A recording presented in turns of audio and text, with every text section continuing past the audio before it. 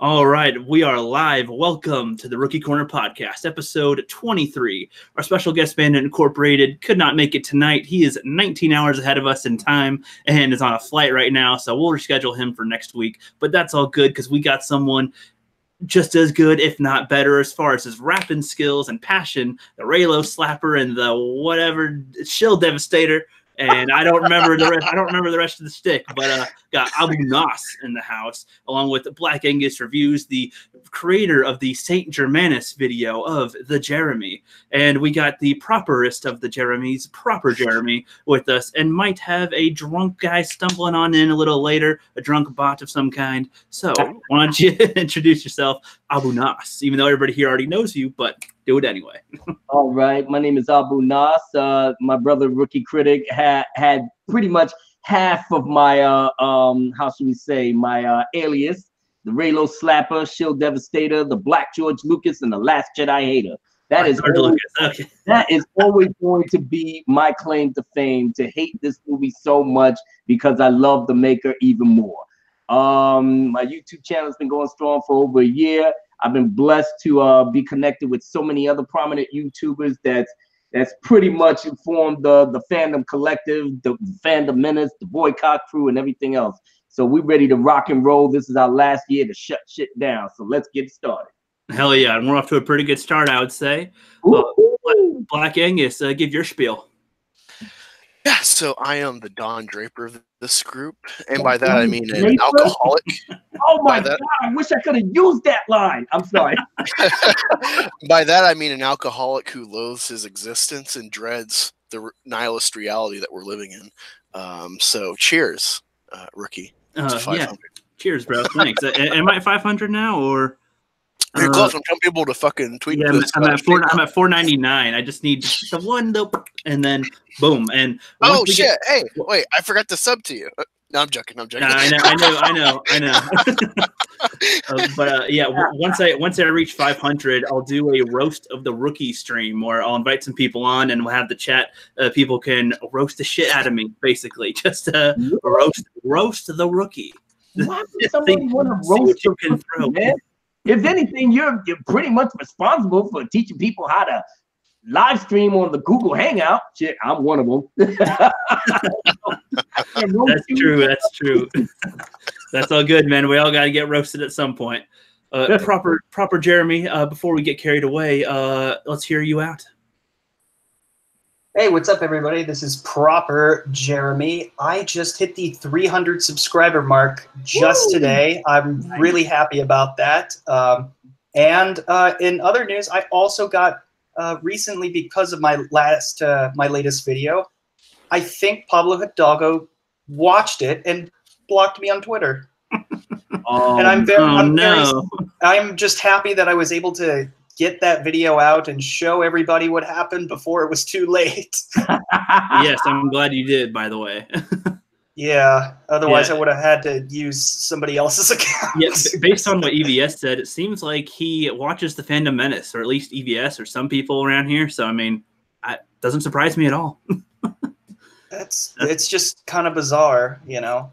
Before we get into that, we'll kick off with that because that's a hilarious thing. I'm going to address the chat real quick. So we got Logan Michael. How's it going, man? Got Flipp Doubt. What's up, Flipp Doubt? I would have invited him on too, but I want to give him a little rest because I'm probably going to invite him on other streams coming up pretty soon also. And we got Teresa Martin. Hola. Road Rant on Star Wars. What's up, players? Hey, man, I'll watch one of your videos at some point, too. I know you're a content creator around here, and I haven't really watched. I think I watched one of your videos. I'll try to catch up on a few of those sometime soon. Black Angus says, tweet this stream out to get the rookie to 500. Thanks, bro. I just need one. Just need one, guys. One more, and they'll be at the 500, and then you guys can roast me. Who wants to roast me? I mean, come on. That's an invitation to insult me. And then the Chad says he forgot the founder of Abu Nas Rehabilitation Center and the Baron Edmund of Cloud City. You got all these titles, man. You got on your gravestone or something. They're gonna have to do small print and do just like you know the whole the Raylo Slapper Shill Devastator. Have a beat next to it, so when people will come up and read, the guy can click it and do the. That's who that is. That sounds like a good idea. Yeah, they won't forget you after that. Like, damn, man, you guys kicking it even afterward. Yeah. All the drama that I'm bringing up here on Twitter, shit, and YouTube. Oh, definitely. Then we got Big Steve. Hey, what's up, man? I've seen you around quite a bit. Tim Christ, hey, you made it. He's always been trying to make a live stream when I'm live, but he always catches like after we've been off for like 10 minutes. Then he comes on and sees that we were live all the time. So. That's nice shoot! I just realized I was unsubbed to you. So happy 500. Are you serious or not? Or did people unsub me a bunch? Oh, you really were. Oh wow! Wow! What a shitbag!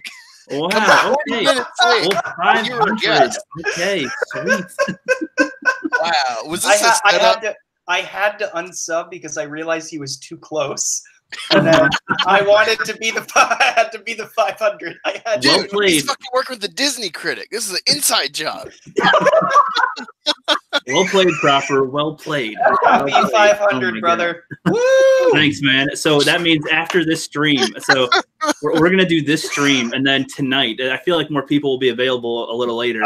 We'll do a roast of the rookie tonight if people are up for it. So yeah, that'll be fun. I can't. Okay. I can't get involved. I'll just watch. I can't roast my brother. I just can't. You probably kill me with you probably kill me with your rhymes, dude. So that's probably no. I say those roasts for the people at fake Lucasfilm and Disney. Okay, yeah. Point them where they need to be. Yep. Perfect. All right. Yep. Road Rant says Disney blocked it worldwide. I think he's referring to Proper Jeremy's video. Was it really? Oh, no, Road Rant. Well, no, I was saying, yeah, that Road Rants is saying that he blocked it worldwide. And yeah, let's see who else is in here. Yeah, Proper Jeremy. Yeah, he's already on the panel commenting on there. Abu Nas, got Tim Chris, Drunk 3PO. Hey, I sent you a link, man, if you want to come in. That'd be all right. And yeah, so let's get going. So, Proper Jeremy, you made a little video about Pablo El Gadago. Yes, I did. Yes, I did. And I think it had some repercussions to it. It also didn't help. Oh, really? Yeah. It also didn't help that when I tweeted it out, I tagged him in it. Oops. See, you know, okay?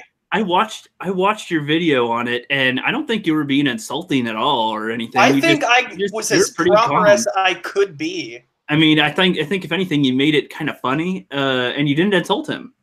So, well, the only thing I insulted was his spelling error, which everybody should be insulted if they do that. Indeed, no, but seriously, that was like the worst that I did. And honestly, like if it bothers him that much, it is what it is. But I think he might have done something that it just sucks. We had such a great interaction together. Yeah. I thought we had an understanding, but no. But do you want like a rundown of what it was? I already saw it, but in case people in the chat aren't aware, go ahead, man.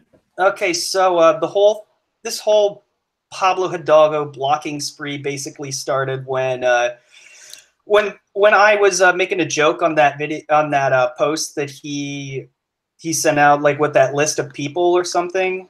You guys remember that? Yeah. It was just a list of people, the Fandom Menace, and I was Insulty Nerd got on the list, and I was really upset that he got on and I didn't.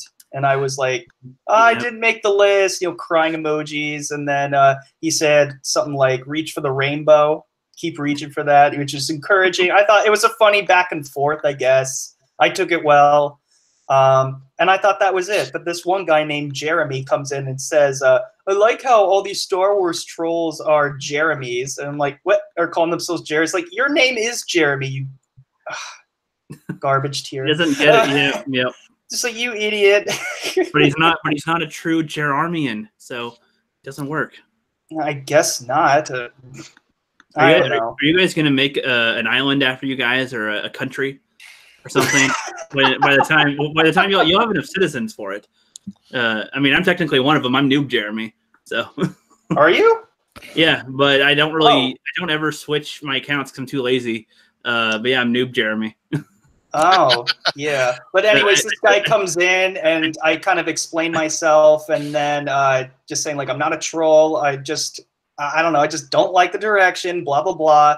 And then he says, well, it's like Jerry and I are friends. He's like, maybe tell your friend to stop, harassing people, like, and take a screenshot of like the Kristen Hidalgo video, when he criticized. And I was like, trying to explain the best that I could, but Pablo freaked out and retweeted it. And he said, like, seriously, Jeremy? And then Jeremy just goes in and says, F you, Pablo. And then, and then it was all downhill from there.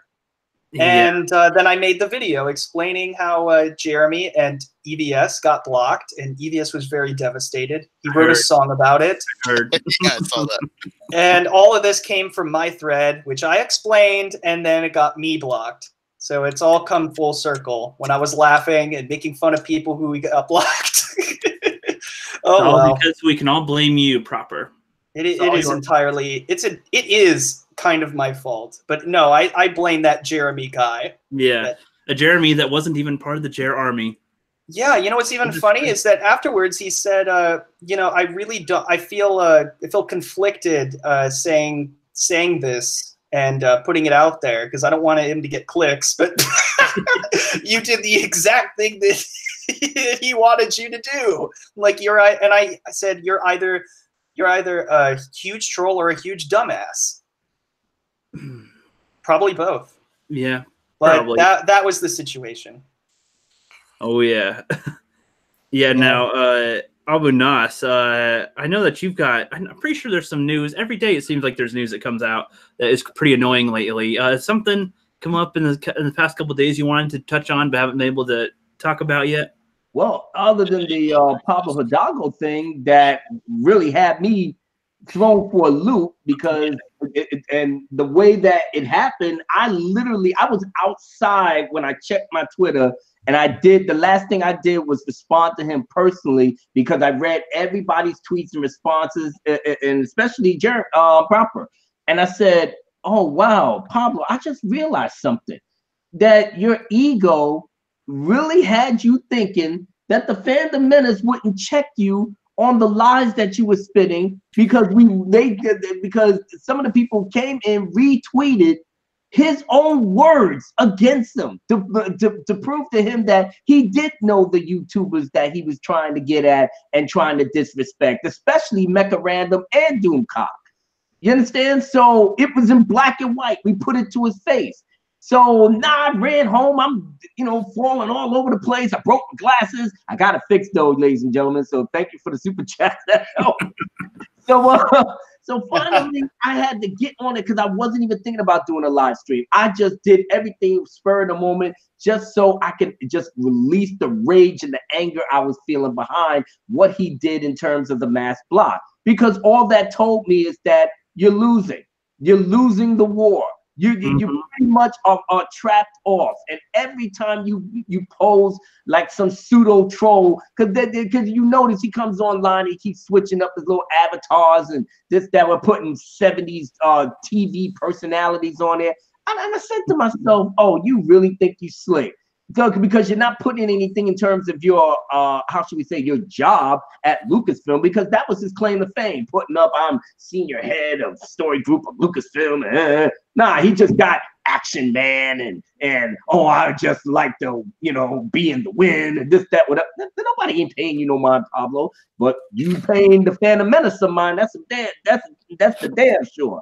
And what else? What else that happened? Just outside of behind Pablo, it just escaped me. I'm sorry about that, everybody. It's all good. It's all good. I was going to bring up, but I did not see the movie yet, but a lot of people are talking about Alita Battle Angel. One, saying that it's really good. Two, that a lot of people are saying that she's too sexy, and that's problematic. Yeah, that's just what it just made me remember the other thing with Brie Larson. They got their little reviews and now everybody loving it. It's the game changer. It's this, it's that. And I'm saying to myself, like, Wonder Woman kind of did that 2 years ago. Or was I mistaken? So what's so new about this chick? And then the fact that Alita Battle Angel is catching fire with the audience for its originality, its non-woke social message. They didn't, you know, you didn't find nothing of it. They just gave you a good story, good characters, and a believable plot that you could follow through from the beginning to the end. Nothing else was needed. And that's why people gravitated to it.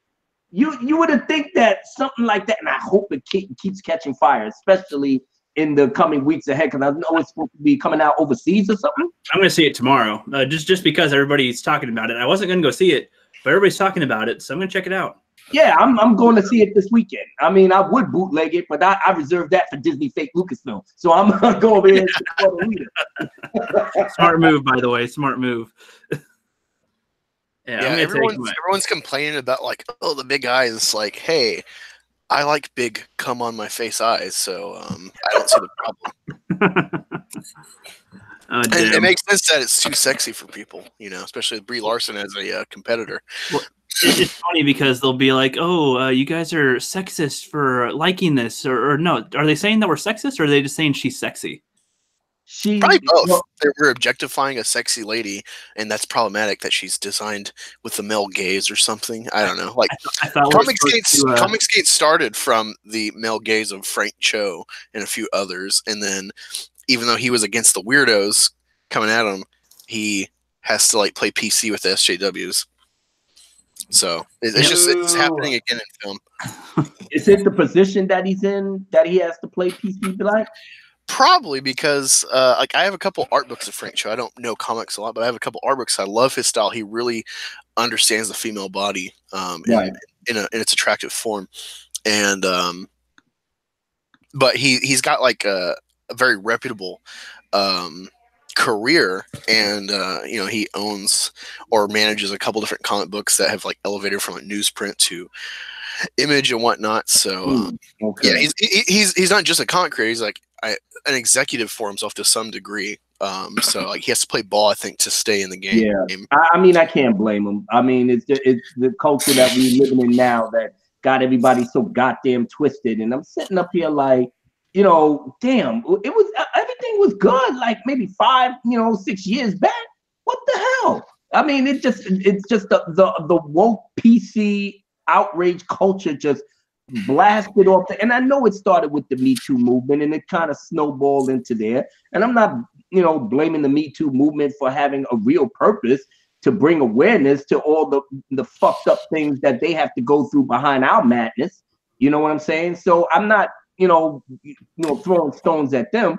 I'm just throwing stones at people that just taking that movement and then just dialing it up to 10.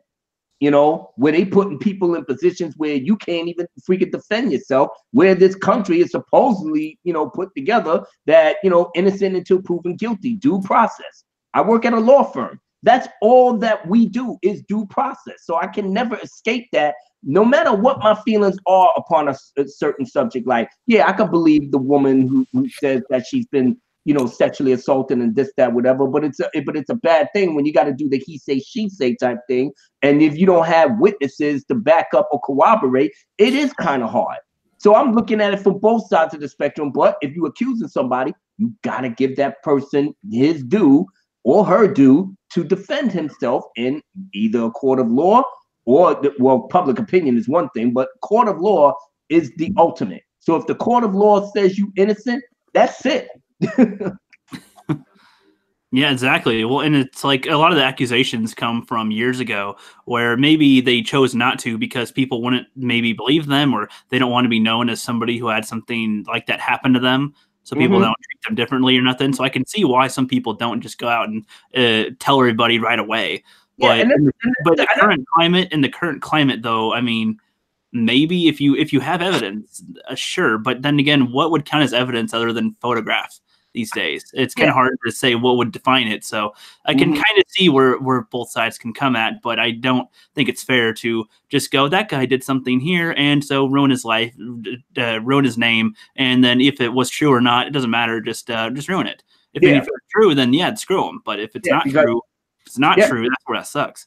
Yeah, because half the time, if you're doing all of that, you're pretty much, if you can't prove it in the court of law, the only thing I notice half of these women that, and especially the third wave feminists that just hates men just because they love the fact of trying to put you on the spot and ruin your life in the court of public opinion. And in this day and age, you got the smartphones, you got Twitter, you got Facebook, and that's a lot of things that people live their lives off of social media, because you got your families on social media, you got your friends on social media. So pretty much you don't even need to go outside no more. All you got to do is just open up your tablet, your smartphone, and your whole world is just laid out there. That's why I don't fuck with it but so much. I mean, I'm only on Twitter because my YouTube is connected with Twitter. But so it's like all we need is a refrigerator and a toilet and we're good. Yeah, exactly. And I'm trying to tell people, nah, man, get out there and breathe the fresh air, because the court of public opinion is based off of your life out online. You go outside and walk the streets, half the people ain't paying you no mind. And I noticed that. And I'm sitting up here like, that's why I give less than a fuck about people's feelings. It's almost like, yeah, well, you say all of this dumb shit on social media. You're not coming out of social media to come confront me one-on-one. So other than that, all I got to do is just press the off button and that shit is gone. That's it. Yep. Hey, before we keep on going, first of all, Drunk 3PO's here. What's up, buddy? Hey, just enjoying the conversation. I'm like, what in the world did I step into? Hey, into a perfect rant, man. I love it. I'm gonna address the chat real quick, and then 3PO will give you the floor for a sec. So we got drawing for the fun of it's in the chat. He's a nice channel, a nice small channel. He is a great artist.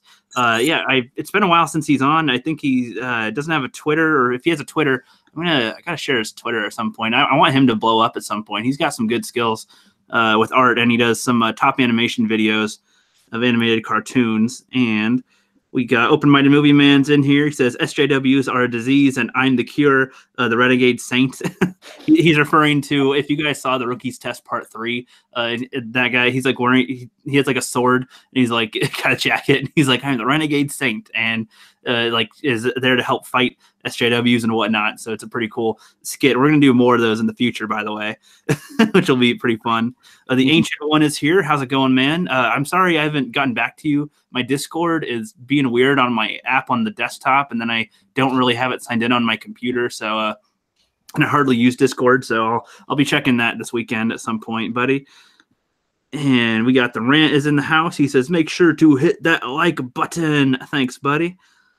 And we've got Darth Tico. I haven't seen Darth Tico in forever. What's up, man? You got to get a Twitter so we can contact, because just by emails, and you said you wanted to start a channel at some point. I remember, hit me up whenever you want to start doing that, because I'll help you out with that for sure. And no Ideophobics here. Right, Kitty was saying some stuff. How's it going, everybody? Rhodes Rant says, I saw one that guy said, great Ghostbusters for 40-year-old white guys. I was like, what the fuck? I assume that was from earlier. We're talking about that. Oh, yeah, by the way, Abu Nas and Drunk 3PO, Angus and I hate the original Ghostbusters. I'm sorry to hear that. Is that bad? No, I'm just kidding. I liked everything about that movie except for Dan Aykroyd.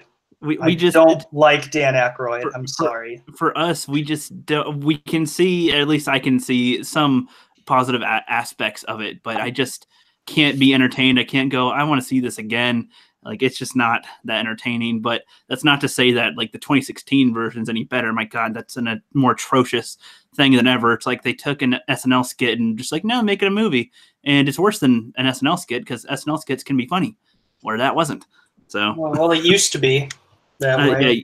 Oh yeah, I mean sometimes nowadays they have some good ones, but like a skit out of the whole 50 minutes they have now can be funny. Sometimes they have potential, but then they just don't go for it. And it's just like, really? Nowadays, you guys suck. It seems like they're just winking at the camera the whole time. You know about this, right? Donald Trump's a little weird. And it's like, it's not just, okay. I mean, it's not even that. It's, there was one time when Adam Driver was on, and it was, I think it was some like Klan meeting or something, or white supremacist meeting. And then they're like, somebody says, okay, now the Alcoholics Anonymous meeting is about to start. And I thought that what they were going to do was they were going to turn their chairs around and somebody else, and then somebody else would lead the discussion, and that would have been funny. But no, they just left. I'm just like, oh, you left the punchline out. Come on. Yep. What a shame. Can I ask why? Like Ghostbusters 2, I thought was terrible, but I thought the first one was. We'll get into that in just a sec. There's a few more people in the chat I want to say hi to, and then no problem. I was a little shocked here. Just to forewarn you, Drunk 3PO, though, just to forewarn you when we get to this part, I am in support of Ghostbusters fandom. I am before SJWs became a thing in my knowledge, before the fandom menace became a thing, before Star Wars went to shit in the general consensus. I saw the Ghostbusters 2016 trailer. Never seeing the original Ghostbusters, I'm like, whoa, what? Why would they do that? You know, me being an outsider. And then after seeing it, I'm like, oh, definitely will never see that movie because I hate this one. I can't imagine feminism replacing this, you know? So, yeah. Yeah. So we'll get to that in a sec. So we got Hoff Solo here. What's up, man? Flipp Doubt, one of our buddies of the Fandom Collective, pointed this out to you today. So I subscribed to you and had the Fandom Collective channel subscribed to you. He says, hello there. Thanks for sharing my video earlier. Fandom Collective is a great community here. Hell yeah, it is, buddy. And I'll be talking about the Fandom Collective a little later. We just dropped the Fandom Collective YouTube channel, which has Black Angus, Sith Kryptonian, Flipp Doubt, Geoff TheIronWolf, and myself as the main founding fathers of it. And we got a lot of projects in mind and collaborations and videos going for the future. But we got Jonathan Eaton in here. What's up? He says, hello, everybody. And Drawing for the Fun of It says, yeah, sorry, I haven't been on here in a while. Just been catching up on all your videos and whatnot while I'm busy at work. Well, thanks, man, because a lot of my videos are really long. So I appreciate that. Riot Kitty says, should I do a video speed drawing female characters the shill media won't promote because they don't have the right politics? I would say, yeah. I mean, go ahead. Definitely. So drawing a female that they won't, or shill media won't promote is, yeah, definitely. That'd be great. Open Mind Movie Man says, wait, who hates the original Ghostbusters? That would be Black Angus Reviews and The Rookie Critic. Okay, hate is a strong word. We just don't unsubbing, unsub. Hate is a strong word. We just don't really like it. Oh no, I stand by hate. I loathe my. I'm just kind of. It's kind of boring to me, but we can get into that in a sec again. The Chad says, don't forget the bit about the prosthetics that Cameron worked on and gave away to that young girl. Man deserves all the respect for it. Oh, yeah, I saw some glimpses on Twitter and Facebook that, yeah, James Cameron donated bionic arms to a disabled chick or to a one who needed an amputee. Did you guys see that? No. Yeah. Wait, what? So James Cameron gave bionic arms to an amputee. Oh, that's awesome, dude. In spirit of Alita. No, sorry, I was laughing at Tim Christ. I wasn't laughing at an amputee. You're a jerk, you know that.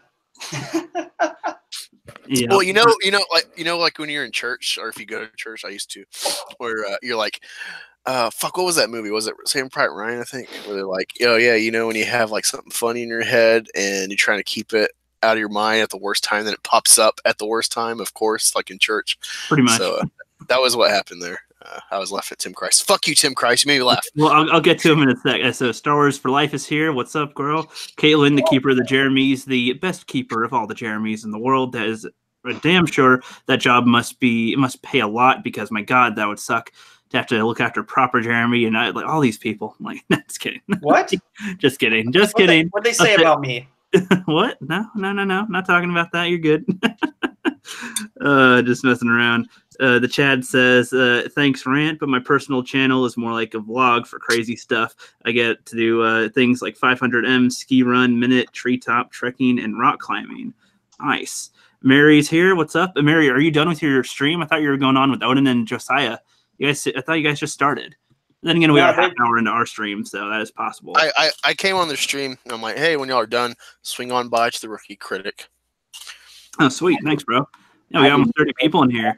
Yeah, they had a stream until I logged on to Twitter, and I was trying to post that I was going live, and then her thing came up on the Twitter feed, and I was like, oh my God, and Odin was there?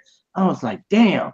I spent so much time, you know, just trying to do my little errands and then speaking with my child on the phone. Everything just went to the wayside. So I missed out on it. But I will be doing the catch up, you know, when I'm going to work tomorrow. So yep, yeah, Mary, I'll catch up on that stream as well. I like having those when I'm trying to do other stuff. So having long streams, I love that stuff. Darth Tico says, "Yeah, dude, I plan on making a video soon." Well, that's awesome, man. Let me know if you need any help with that. I do tutorials sometimes, and I'll be posting tutorials on the Fandom Collective site. Teresa Martin says, "My cat is doing my videos, still more profitable than Disney Star Wars." That's pretty good. I don't doubt it.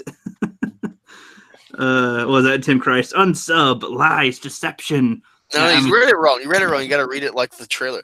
Lies, deceptions. Yeah, you got to have the Saw Gerrera voice. That's the only way it really gels. Lies, deception. Kaylin says, "Sub, the best rapper in our community. That is the Abu Nas." Yes, he is the best. Oh yeah, Angus, I'm gonna have Abu Nas help us with a little project for the Fandom Collective really soon. Yeah, it's an easy project though. It's a cool one, but it'll be a big part of it when people watch the videos. So that'll be awesome. It proper came back, but that's cool. It's my pleasure to give y'all guys a hand. I'm at your beck and call whenever. I mean, I want, you know, the Senate to really flourish on YouTube, man. Because like I said, you guys are the future. And after this year, who knows what's gonna hold for me. I may, like I said, just fade out in the background and just be a permanent audience member and just enjoy what you guys put together. Because I'm not even half as talented as all you guys with the way y'all do with the editing and this, that, whatever. I just turn this shit on, say what I gotta say, and I bounce out. Well, if we have more talent, you've got more passion. I'll say that. You've got definitely. Yeah, but that works for you, Abu. That works for you. Yeah. It won't work. If you saw me try to do what you did, people would be like, somebody call the ambulance, because he drank some bleach and probably fell down the steps before he made this video. So just know that. Damn. I gotcha. The Real Comic Stacks says, "Hey everyone, what's up?" That reminds me, there's a comic channel that Gateway into Comics introduced me to on my last stream. That was pretty cool, which I don't think people have seen that much of, which I might show that toward the end or a little later in the thing, because that was really good artwork for a beginner, I think. And Mary's here. Said, "Yep, we brought the mob with me." Well, thank you, Mary. Stand Up for Star Wars is here. Hello. I don't usually read the chat this long, but I don't usually read the chat that much in my streams. So I'm trying to get it pretty good right now before we get into our topics real good. So if you guys don't mind. Good for you, man. Good for you. Yeah, I feel like, you know, people do come to watch, and I do have long streams usually, so I try to give them a little more shine, at least in the beginning. We got who else is here? We got Lethal Lightning. He says, what are we got, dude? Improper. What are we got going on in here? Improper. I could see why Jeremy would make that. That's all good. So am I actually at 500, or did that go down or away, or people fucking with me? Oh, you're at 499 now. God damn it. 503 went last time I checked. Really? Oh, darn. Yeah, 503. Okay, that's good. I am at 503. Thank you. Yeah, I think you got over 500, boss. All right, if everyone in the panel could unsub. Hey, shut up. I'm trying to address. Right. So we got 25 people watching. So after this live stream, I'm going to do a roast of the rookie stream where I'll invite some people on to roast me, and people in the chat can roast me, and it'll just be some fun, just, you know, roasting the rookie critic. You know, why not? Especially when during this stream, I'll list. I have a spiral of like 3 or 4 pages of movies I haven't seen before that everybody else always sees and thinks are the best. So you guys can roast me on why I haven't seen them yet. And Open-Minded Movie Man said he did a video on Bill and Ted, which I love Bill and Ted, so I'm probably gonna watch that just because I love Bill and Ted, man. Even though I hate the whoa, but for some reason when I saw it, it's nostalgic, I guess, because I still think that movie's great. Excellent. My favorite part of Bill and Ted is the F word utilized in that movie. You know, not fuck, but the other one. See, I feel like Napoleon Dynamite would fit well as a crossover in the Bill and Ted universe. You know, they go, whoa, and he goes, gosh, or something. They can have like a funny trio. I think Napoleon Dynamite meets Bill and Ted. That'd be great. That's a good idea. That would be hilarious. I got a better crossover, dude. Bill and Ted and Ronaldo. That'd be great too. But that can actually happen. We could just take sound clips from the movie and have Flipp do some Ronaldo, George Lucas sandwiches, whatever. Mr. Pete is here. Hey, how's it going, man? Yeah, I haven't seen you around in a while, so good to see you here. Yeah, the Sean Stackhouse reacts. What's up, everybody? Yeah, I just found you through one of the chats recently, so I'll be checking some of your videos out soon as well. I mean, there's so many people in the community that make content. I have to put aside a full day to catch up on people's stuff because I can't watch everybody. I thought the Sean Stackhouse was Steakhouse. I'm like, all right, another beef-based channel. That'd be like what was it? The Dortillos, but I call them Doritos because I hate pronouncing the name. That comes in sometimes. Boom 500. Thank you guys. This is gonna be fun. Flipped Out's like $4.99. What the fuck? It's all good. I feel like that would have been Lethal Lightning because I screwed with him on his when he was teetering on 800. And I like screenshot it and was like, keep on bringing you down. Mary says, "Are we watching Jaws 2 tomorrow or what?" Yes. Yes, we are. Yes, we Proper Jeremy and I will be available to do that, and that'll be on Proper Jeremy's channel because I just watched Jaws 2 last week and am ready to do a thing on it. Yep, we're gonna do the franchise, and you're gonna see just how the suggestion for Jaws 3 came up on my Netflix, and oh my god, just the image, the image that just was there. I was like, oh my god. It gets really bad after this. The shark looks like it looks like a stop motion. Like pretty bad. Some kid put his toy shark in the water and had a camera that can just slightly get like that's what it looked like. It's like a big piece of foam, and they just push it through the lake. It's really like, did they not have any money? Like, did they spend all the budget on food and then like, oh shit, no. So here's what's gonna make it really weird for you, Rookie. I can explain that. And you gonna cut me off proper again? Anyway, go ahead. Sorry. I'm just kidding, buddy. What gets really weird is that movie was like praised as one of the greatest 3D films ever when it came out. So when you watch it and not watch it in 3D, there's going to be some really weird camera angles, and you're going to go, "Why is the camera like really close to?"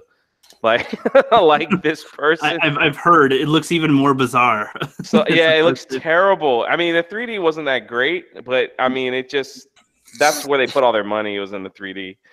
So yeah, and I heard from the Jaws 2 documentary because I don't watch the other two behind the scenes for it for good reason. Apparently, they wanted to take all the horror out of it and just make it a spoof, and that was their idea. Yeah, they did. Yeah, that's what the producer said. And it was one of Dennis Quaid's, I think, first films. Yeah, and Leah Thompson was very in young. it.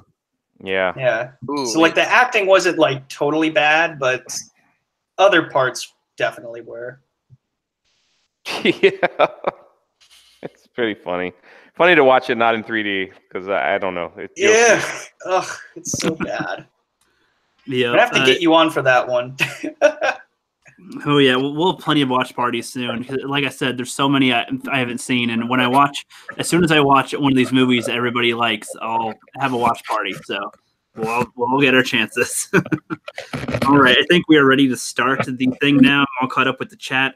I'm glad I'm not half an hour behind. That happens sometimes when I read the chats. So okay. So Ghostbusters. I feel like that's a funny one to start with, and I don't know how long we can go on with that. So Angus and I don't really like Ghostbusters, the originals. Like for us, we didn't grow up with it as far as like really being nostalgic for it, and we didn't have any attachment to the actors that were in it. I mean, we liked them. I assume you liked them, but oh, dude, I love Coneheads. I like them in some other movies, but I don't have any huge connection with them. So it's just whatever. As a kid, I did like seeing it when I was at my dad's house because he had shit movies, and that was one of the better of those, I suppose. So that was okay. But you know, if I were to watch it now, I could kind of be like, yeah, Rick Moranis. He's, I liked him in Spaceballs. He's kind of funny, I guess. I can get the character progression of people, sort of, even though they don't really change throughout the film, but they're, they act well. I don't know. It's kind of funny how they made the demon to Marshmallow or something, but it just wasn't really that appealing to me. Marshmallow Man, yeah. I thought that was funny because they could have gone with a huge CGI type of monster that looks like crap now, but making it a marshmallow made it pretty funny. See, that's the problem. That really wasn't much CGI there. It was like a weird type of graphic effects that was like really new for the time. So that's why when that movie came out, it was kind of like advertised as like you'll see something you might not ever see before. So before like the big CGI stuff actually really happened. So that was all like filmed on like double screen, green screen, blue screen stuff to make that movie what it was. And you even see a lot of claymation stuff, like the stop motion. Yeah, it could have been worse, though. I mean, in Power Rangers 1994 or 99 or something, my God, they tried to make CGI effects instead of the characters and costumes. And oh my God, it's an eyesore that you can't believe. So the fact that Ghostbusters, when it came out, did that. I mean, the effects weren't atrocious. In fact, in my high school, I forget what class it was. It was like a video production class, which at the time I didn't even like film that much. I mean, I liked movies, but I had no interest in being in the film industry at the time, so I hardly listened and paid attention, which I regret now. But we watched scenes from Ghostbusters to try to create our own sound effects. Like with the goo and a bookshelf falling, we had to like recreate the sounds. They'd play the silent scene, and we had to like make our own noises for them. So that's really cool. I have that connection to it, but that's what I gotta say about it for now. So if Angus wants to go, and then you guys can rebuttal or talk about Ghostbusters, why it's good. I've had the same experience. So I watched a couple, I'd say 4 movies off suggestion of bullshitters, because I love the bullshit. That's how I got into the Phantom Menace. And, they love the Ghostbusters, and they love Spaceballs. So I watched those from my local library, and I dreaded my existence watching it. Not funny at all, in my opinion. Although I appreciate, I guess it's good filmmaking. It's just not entertaining at all. And I feel a lot for a big chunk of it, if you're not raised with parents that had this as a nostalgic piece in the household, you'll be more inclined to be like me or indifferent to it. You might enjoy it, but not care, as opposed to if you were raised with it. And, it's not because I'm a younger guy. I'm 26. It's, there's movies that are older that I like The Bravados is from 1954. I love that movie. So it's not a youth thing, that some people will try to say it is. It's just not good to me. But also with the Bullshitters, I watched Die Hard and Beverly Hills Cop, and I love those. And those are old movies, technically, given my age. So it's just I watched it. I'm like, this is just so unfunny. I don't like Rick Moranis. I feel like Bill Murray definitely phoned it in. It felt like a cast that was built off of their success from SNL, and so they didn't have to try. And maybe that's just their style. But it didn't work for me. It wasn't funny. Yeah, so that was a time when Bill Murray was, and that group of people, it was almost like their heyday. And Ghostbusters was, Bill Murray was in Meatballs. He was in an army movie. Oh my gosh. Yeah, he was in the movie. He was in this. He was in a lot of films that were leading up to Ghostbusters that were so hits. And yeah, and that whole SNL crowd. Chevy Chase, you had Bill Murray, you had Dan Aykroyd, you had John Candy. They all kind of came out of that class, and they all were making the same type of comedy movies. So Ghostbusters kind of just was it was the highlight of their career. So you just had to like that type of comedy, I guess. I saw it when I was a kid, so I thought it was cool because I saw ghosts on the screen, and all that stuff. So that was the kind of memories, but that kind of comedy kind of faded. Yeah, it kind of faded with them. You know what I mean? It just kind of faded with them when they went out. So yeah, Caddyshack was another good one. Thank you, Tim. That was a good one. I think I liked Caddyshack more, even though it's not really my humor now. But when I saw it, I think I saw Caddyshack in middle school, and that was the perfect time to see it. And I kind of like that one. Yeah, I'm weird. I have a weird angle of humor. I love one of my favorite movies. My first movie from our first day with my wife was Hot Rod. And that was like, you know, a bomb at the box office. But I love it. It's so quotable. And I was in the military too, so everyone quotes that movie in the military. Napoleon Dynamite is one of those where I watched it and I was like, this is not funny. But then people kept talking about it. So then it's like, oh, it's a funny movie to talk about. After you've seen it, we're like, why the fuck did that happen? What was this? You know, and The Office. I've seen The Office 4 times through, and that's an odd angle of humor, even though it's critically praised. A lot of people don't like it; they don't get it, or whatever. And I understand, because I've had so many times where I'm like so excited after I've seen an episode. I'm like, I want to talk to someone about it. I'm like, yes, this happened, and I'm like, well. I guess you'd have to see it to laugh. That's happened way too many times. So now I know, unless you're an Office fan, to not even talk about The Office because you won't get it and it won't sound funny.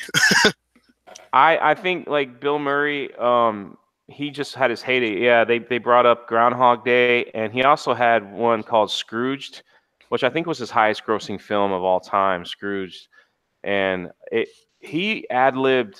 I think someone mentioned that in the chat too. But what I don't know, like the kind of comedy that he was, he basically didn't even want to read the script. He just kind of ad-libbed like everything, and like they did like several takes with him saying totally different things. And so they considered him a comedic genius, I guess, for the time. Again, like that comedy was for the time that was there. So it kind of died off when he stopped making films. He's been in a couple films. He was in like Zombieland.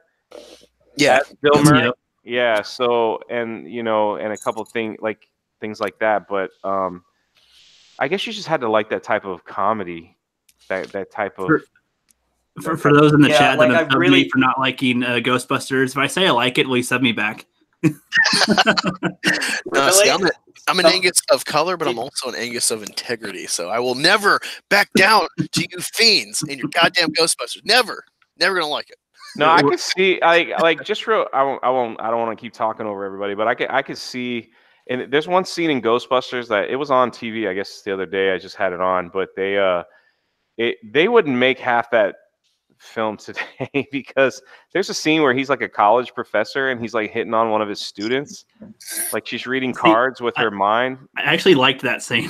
Oh yeah, that scene was pretty funny. Well, it just shows what kind of pervert you guys are. But I'm just saying, like that one scene made me smirk. I'm like, that's coy, it's clever. That's pretty funny. He's like, yeah, sure, that's what it is. Yep. Oh my gosh, really? But they won't put that in a movie anymore. Like that wasn't even too bad. I know, but what I'm saying is, it's pretty tame. Yeah, but what I'm like at the end, he's like, oh, like let's meet at 8 o'clock, and then like he gets interrupted, and he's like, oh man, I'm trying to get with this girl who's a student at the college, and he's like an older man, so it was kind of. Dude, no, drunk. I'll tell you a movie that has done this plot to a degree, and totally different angle though is fucking. Before he did Batman, he did Gone Girl, Ben Affleck, and there's a whole plot thread where he's actually banging one of his college students, but that's like part of the angle to like Me Too him essentially and make him a suspect for his wife's murder. Well, that wasn't a comedy either. So, well, an example of that could be Friends when Ross was dating a student. Yeah, that's a good one. Yeah, she was like 19. That was like, well, the SJWs are after Friends all the time. There's people always making articles now about how problematic this thing is, how homophobic Joey and Chandler are. Yeah. As progressive as that show is for the time period, like, they kind of have that Bill and Ted where it's like, oh, if they hug, they're going to say fag or something to each other. So they did that. I don't think. They hint at it. They never say it. They'll hug and then they'll be like, like, oh, I can't be too gay. Oh, kind of like Seinfeld when they were like, not that there's anything wrong with it. Was it like that or? No, they seem pretty ambivalent to ever seeming gay, along with Chandler having a transgender dad mom. And that's a problem for him. Well, anyway, so to get it on to a different subject now, I think that's good. Unless Abu Nas, do you have something to chime in on with Ghostbusters? No, y'all guys handled it pretty well. I mean, I grew up in that area, so in that era, so I like Ghostbusters 1 and 2, and that's pretty much it. Okay. Well, I know. So the Obi-Wan series is coming out. Or do you have more proper? Well, I wasn't asked about it, so. Oh well, I mean, you can go. I mean, go ahead. Never mind. Okay, kill the moment. no, but actually, in all seriousness, though, there are so many other options at the movie theaters aside from just Ghostbusters. Like, I could have seen Gremlins the same day because they both came out the same time. A couple weeks before, you had a new Star Trek movie.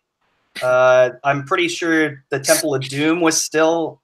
You could still watch that. Heck, you could have probably seen 16 Candles again. So, yeah, there were more other options, and I prefer those. But I like Ghostbusters for what it is. That is all. Okay.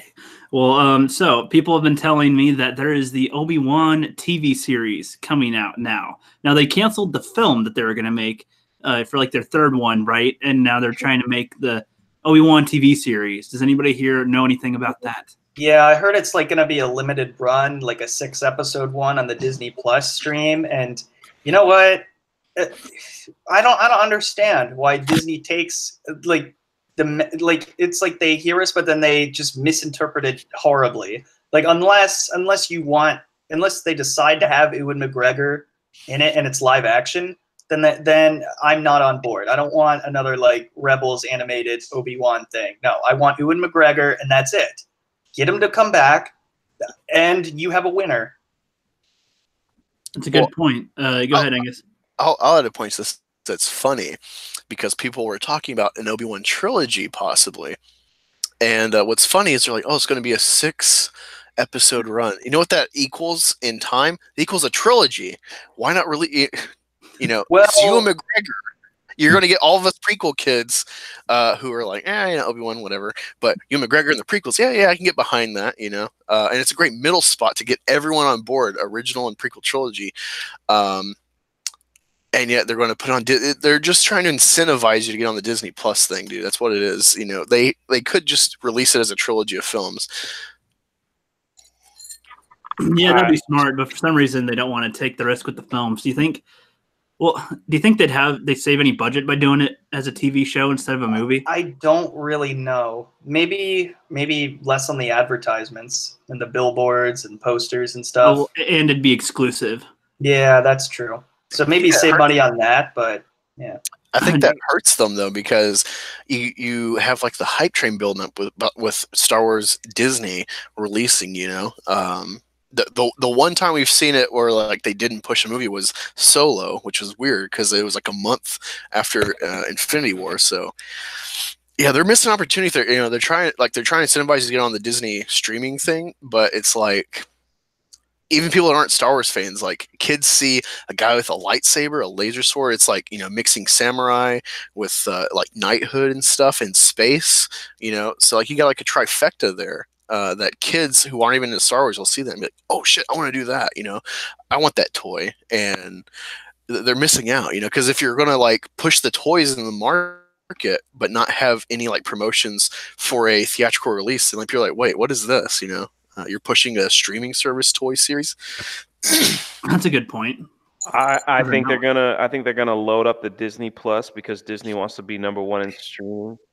So they were oversaturated with stuff. I kind of don't like that idea at all. I hate the idea too, but I just think that's just how. I just think that's just how. Are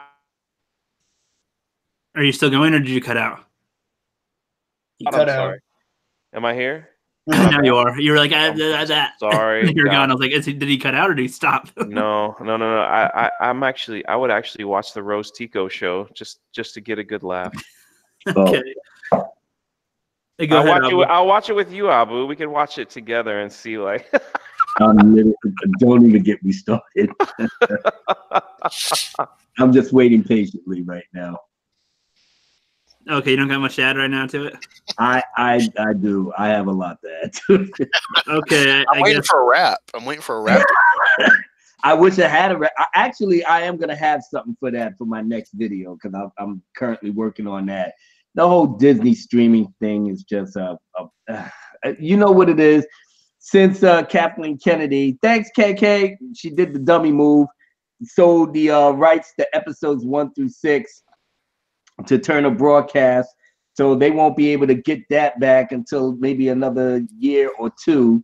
So they got to load up the Disney streaming service with all types of bullshit that can be sprinkled with a little Star Wars flavor, because quite frankly, it's career suicide to put The Last Jedi on the streaming service, and pretty much Solo as well.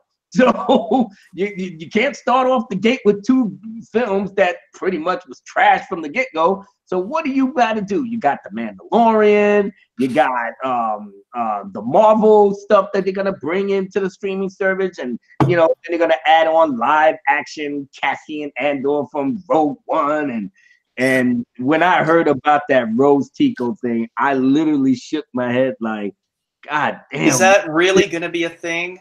Is that confirmed? They said it's a rumor, but rumor or no, why in the world? I want it to happen. Yes, I'm going to disagree just for a second. I'm going to play devil's advocate. She needs better character development. This is a perfect opportunity. Do you know how much the Phantom Menace would be able to get from that? Oh, yes. Yes, of course. This would be a great thing. This would be a gold mine. Awesome. Oh, yeah. I can see it right now, Proper. Abu Nas, you could get rich. You have super chats. You would make a lot from Rose Tico stuff. Think how rich will get off of just that show. I could literally dedicate a show just to Rose Tico, because the way Proper said it is like she can finally get some character development. I'm up here like this. Oh, Jesus Christ! All right, here it go. Previously on the Rose Tico show. God damn, girl! You sexually assaulted me. I tried to save you, dummy.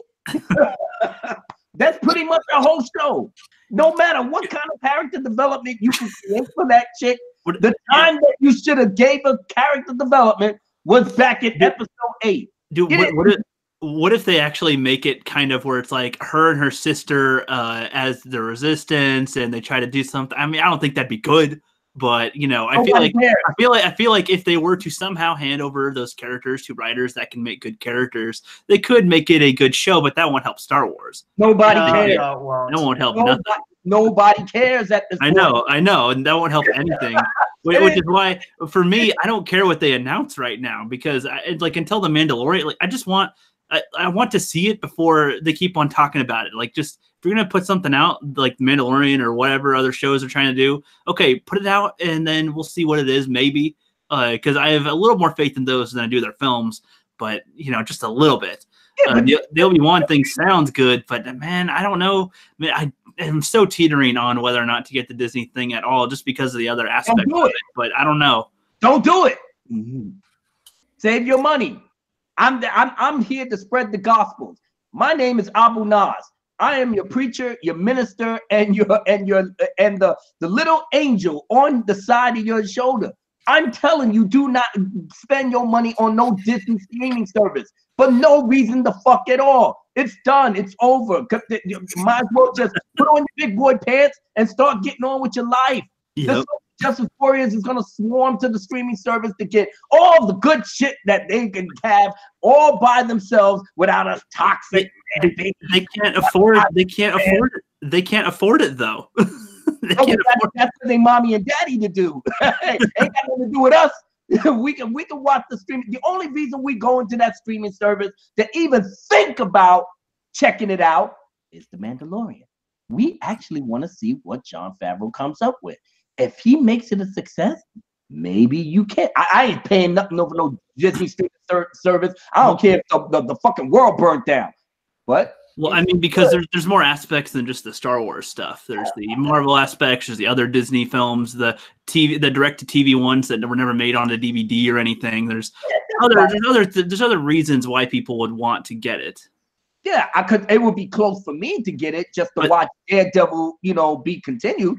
But I'm not giving Disney no more money. I've said that way back. Which makes sense. But as far as the films go, like if people don't watch the stuff that's on there, they will notice the things that aren't being watched.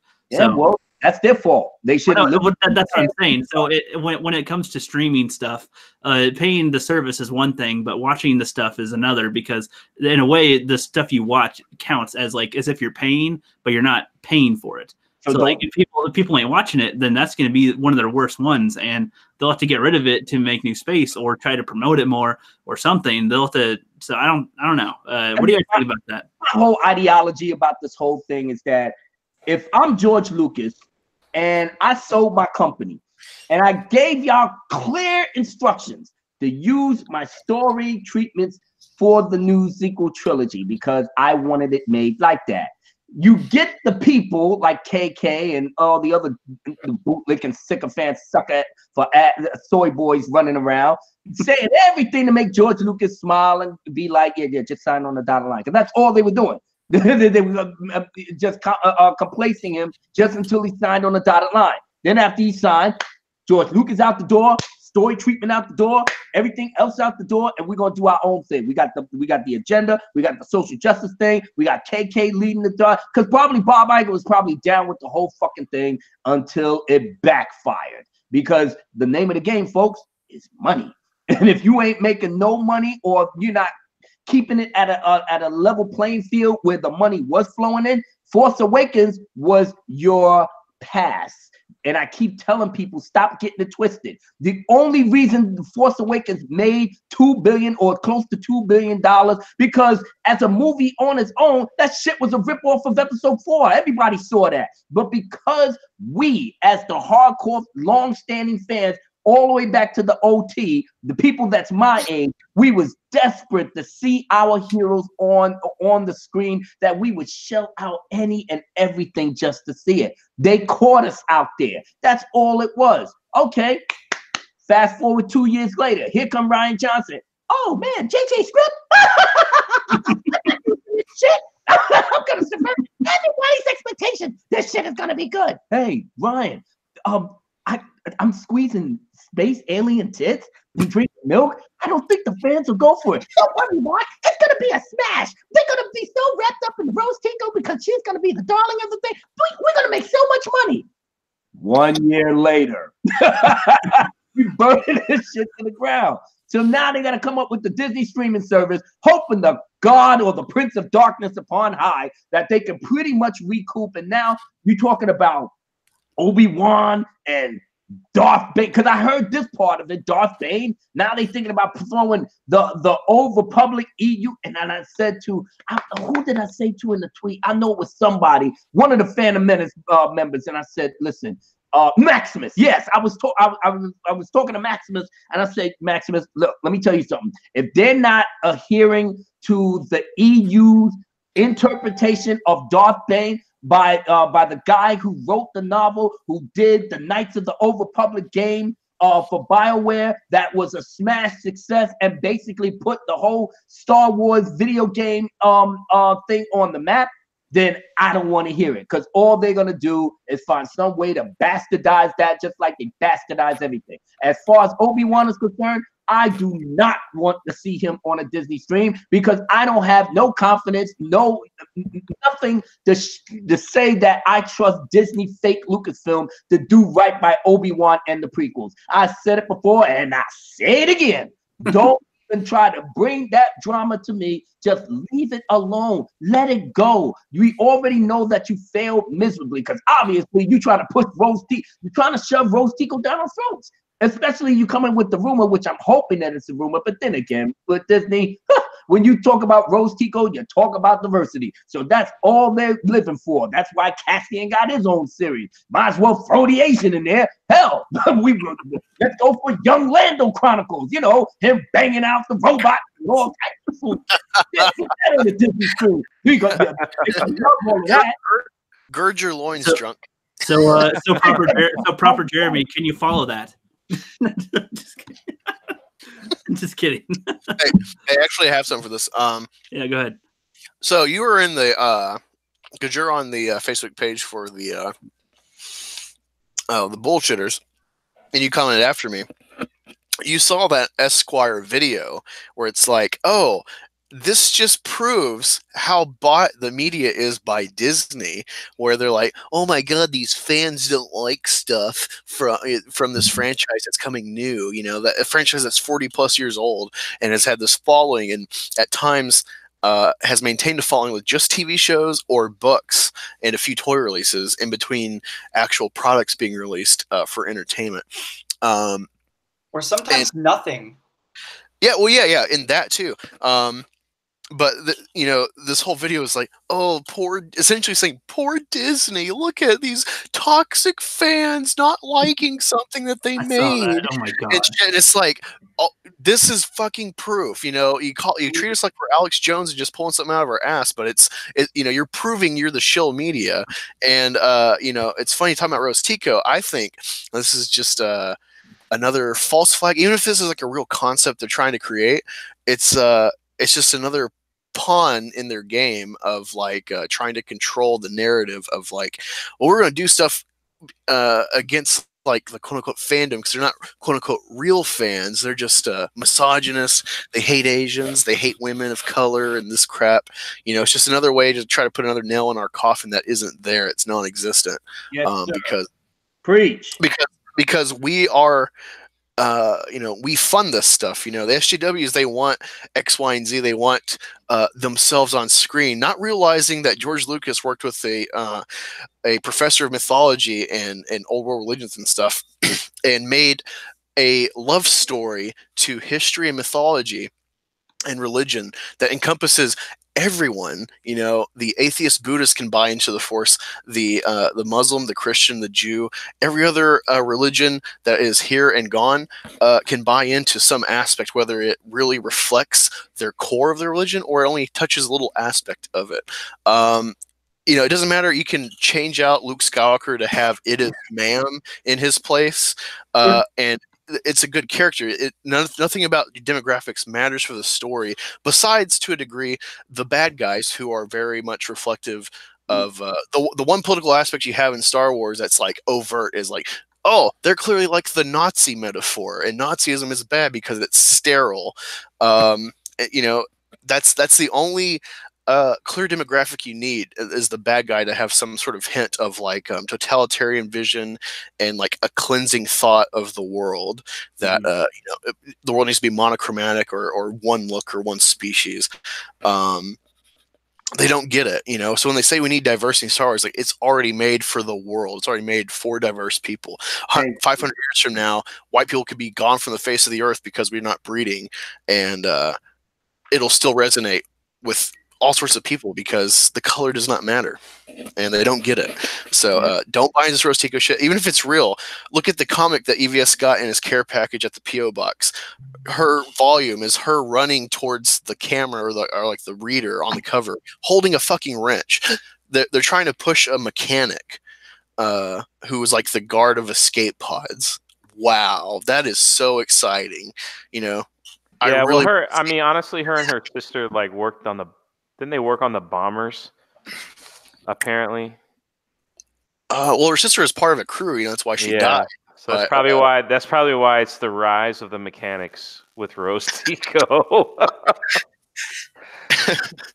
I mean, I hear you loud and clear, Angus. Yeah, I hear you. It's like making a story about, you know, like, oh, look at your heroic Valvoline oil changeman. So inspiring. What the fuck? Like, we don't want stories of everyday people. We want stories of, like, you know, mythic, legendary characters that tell a mythos to relate to. And I was hoping for a Jiffy Lube story, you know. To come out.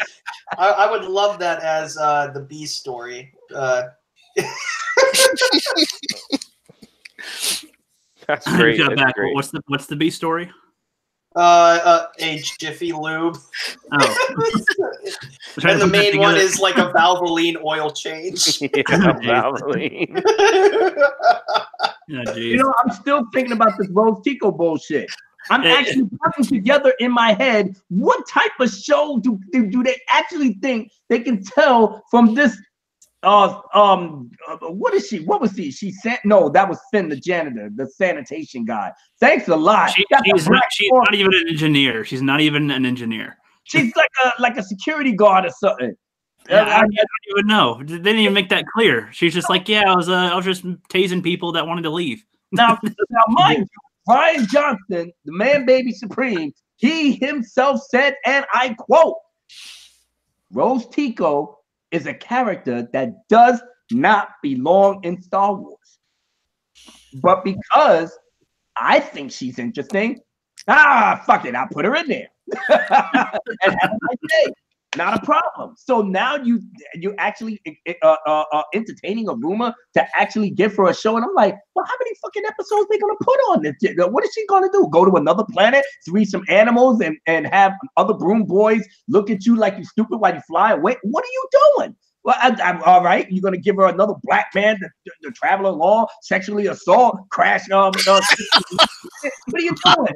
Okay, we're gonna go through a backstory of a traumatic childhood on Canto Bite or something. Come on, nobody doesn't care. So putting her on there is just like career suicide. But as per Disney, you gotta push the woke aspect of the whole franchise, and that's what's the beautiful part about the Phantom Menace. Abu Nas, yes, I care. You know what? Because I love you proper, I'll give you. Abu Nas, you're the best. I'm kidding.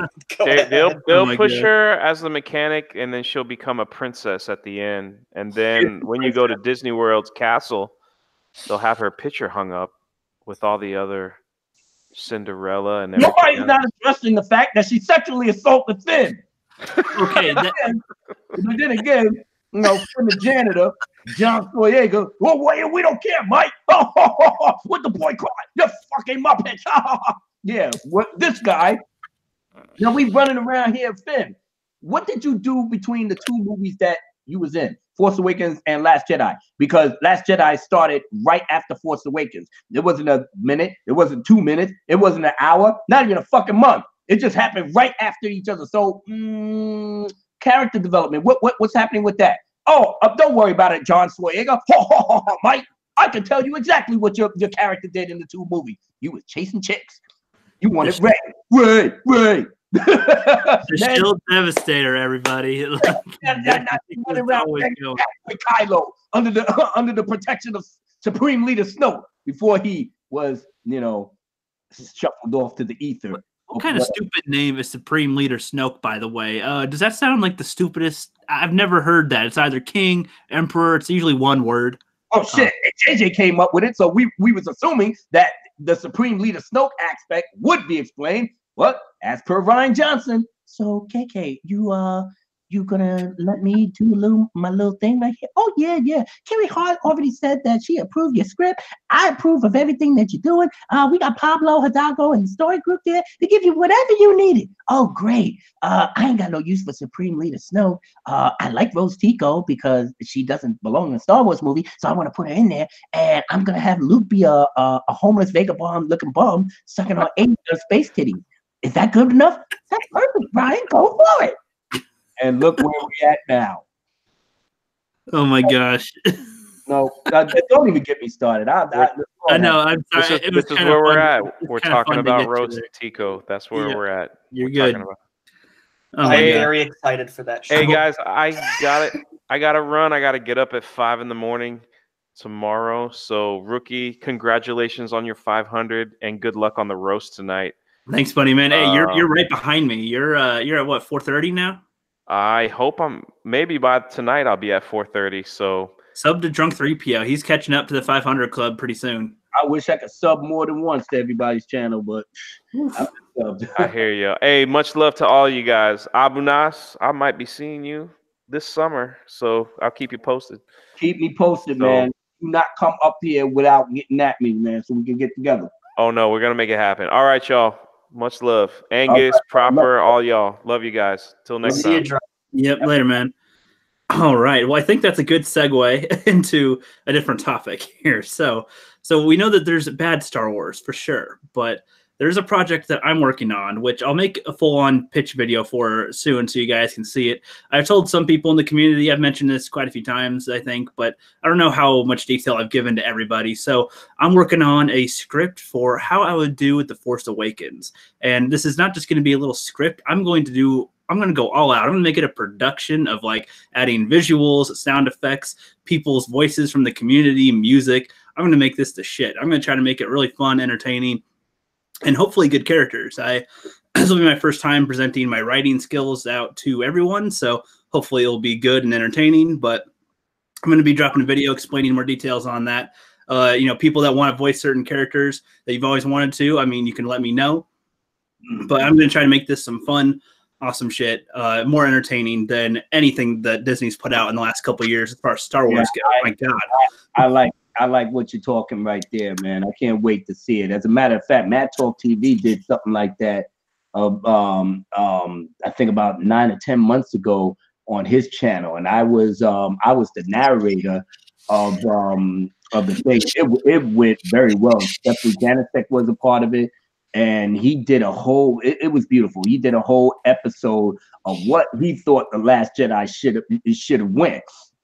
And I remember. I think I saw one of those. There's that. I was so proud to lend my voice to it because I couldn't do any of the characters, so I just was the narrator. But I'm just glad to know that you guys are taking up the mantle. Because I told Matt, I was like, that was beautiful, but a lot of people didn't get to see it the way that we hope.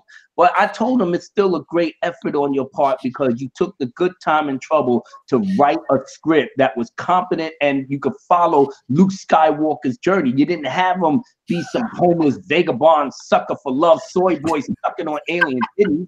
You had him basically teaching Rey the tenets of the Force as it was supposed to be. So I look. That's why the Vader fan film just caught fire. He gave a competent story arc to a beloved character that you could actually get hooked on right off the bat.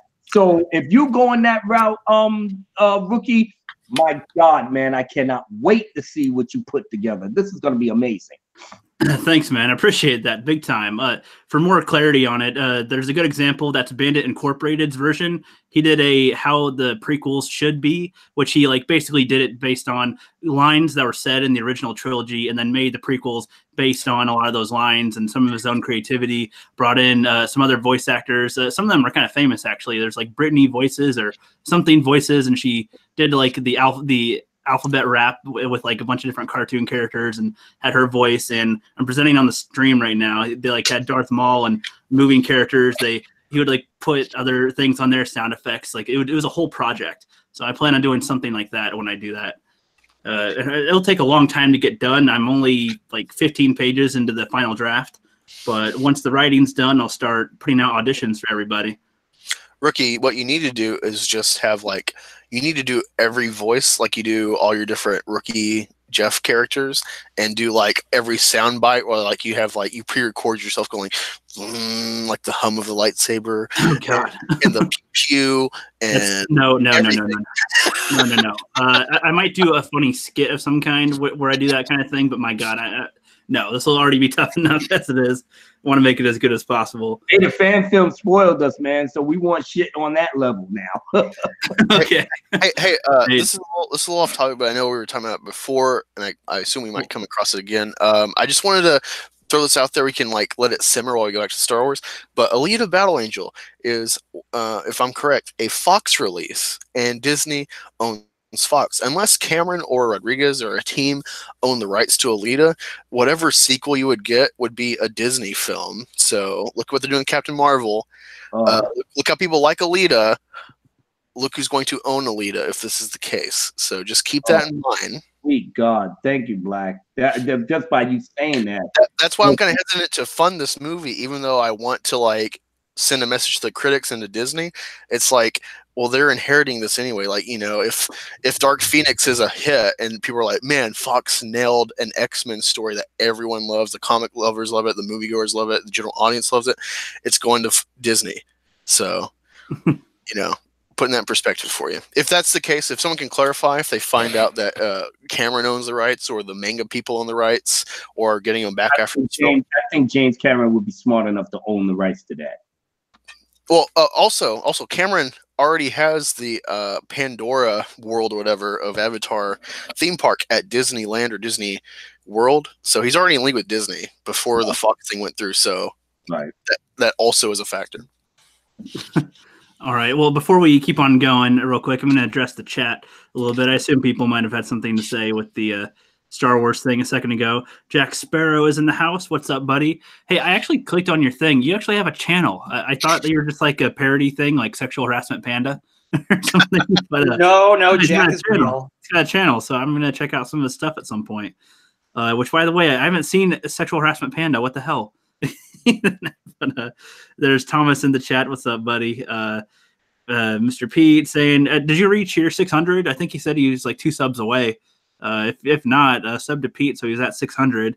The Markel says, just think about it. If we are racist, but they make Finn a toilet women while they make Lando a pando, and do not get me started on Rose. They're talking about with the Star Wars thing. Rev Kev's in here. What's up, buddy? He says, was buying stuff for more house Renos. I don't know what that is. Do I sound? I'm probably an improper rookie, if anything. My God, I don't know when I see some words like Renos. I don't say that words. I don't know. Renos. I don't know. That's all good. I don't know either, to be honest. Sometimes. But no way Neophobic's about to leave, or he left a little bit ago. Sorry, buddy, but thanks for coming by. That's awesome. I'll have him on here at some point too. There's so many people I gotta have on. Mega Jetty wants to come on at some point. Maybe I'll let him on the roast stream to roast us a little. Tim Christ, he's talking. If everybody's gonna know each other, Hallmark Channel stopped by for a little bit. Greetings from Hallmark. Imagine if he actually worked for Hallmark. Like, imagine who he is and worked for Hallmark Company or something, writing a Hallmark Channel episode. Have you seen him in a chat before? You know what his voice is? Yeah. Yeah. Well, he's in my. I had him. I broke his streaming cherry. You did? Yeah, a long time ago. It was toward the end of a stream. I invited him and Stony McInternet douche on. What? It was supposed to be me. Oh, sorry, bro. Now I beat you to it. Oh man. Jack Sparrow said he used to do voice acting. Well, that's awesome, dude. When I do the voice casting, then you should definitely try. The only ones that are taken is Snoke and Kylo. Those already have spots taken up so far by Johnny 5 and somebody else. Yeah, Sith said if the roast is tonight, he can't make it. So do you guys think we should do that tomorrow night then, where you guys could roast Angus, Sith Kryptonian, and myself, since we're all over 500 now and they didn't really do anything super duper special for their 500. You can roast all 3 of us for 500 thing. Pretty sure you have more material with that, and we could roast each other too. That might be kind of fun if we do that tomorrow night, probably around the same time, like 6 p.m. Pacific. That might be good.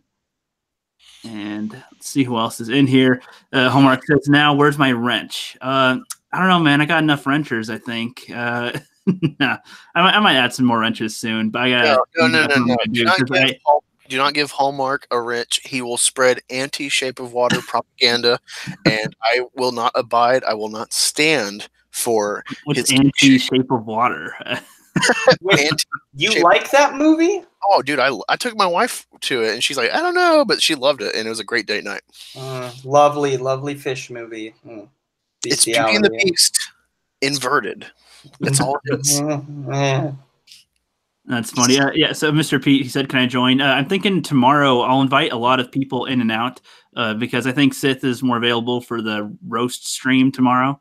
Angus, are you good for that too tomorrow, like around same time? Yeah, probably. Okay, yeah, and then we'll invite some people on and have people in the chat, and we can just have a roast fest with each other. So that'd be kind of fun, I think. And Kaylin says, I told Sexual Harassment Panda to go to bed. Well, thank you for for doing that. That's awesome. Let's see what else. Rev Kev says, my roof is leaking. We'll tell it to stop taking a piss. I don't know. That was a bad joke. Angus says, okay, so the manga people dictate the film sequels, essentially. Okay, interesting. Hopefully Disney doesn't have their fingers in this. Is that referring to Alita? Or Yeah. Okay. I gotcha. Caitlin says, if that mod stream ever happens, I want to see the usual stream hosts taking up our job for a day. Oh, yeah, I had an idea where we should have, like, the moderators in the community, like Caitlin, Stephanie, Mary, Tina, Laura, everybody, have them be on a stream, and then have like the hosts that are usually host things be in the chat as moderators. Like have a flip flop.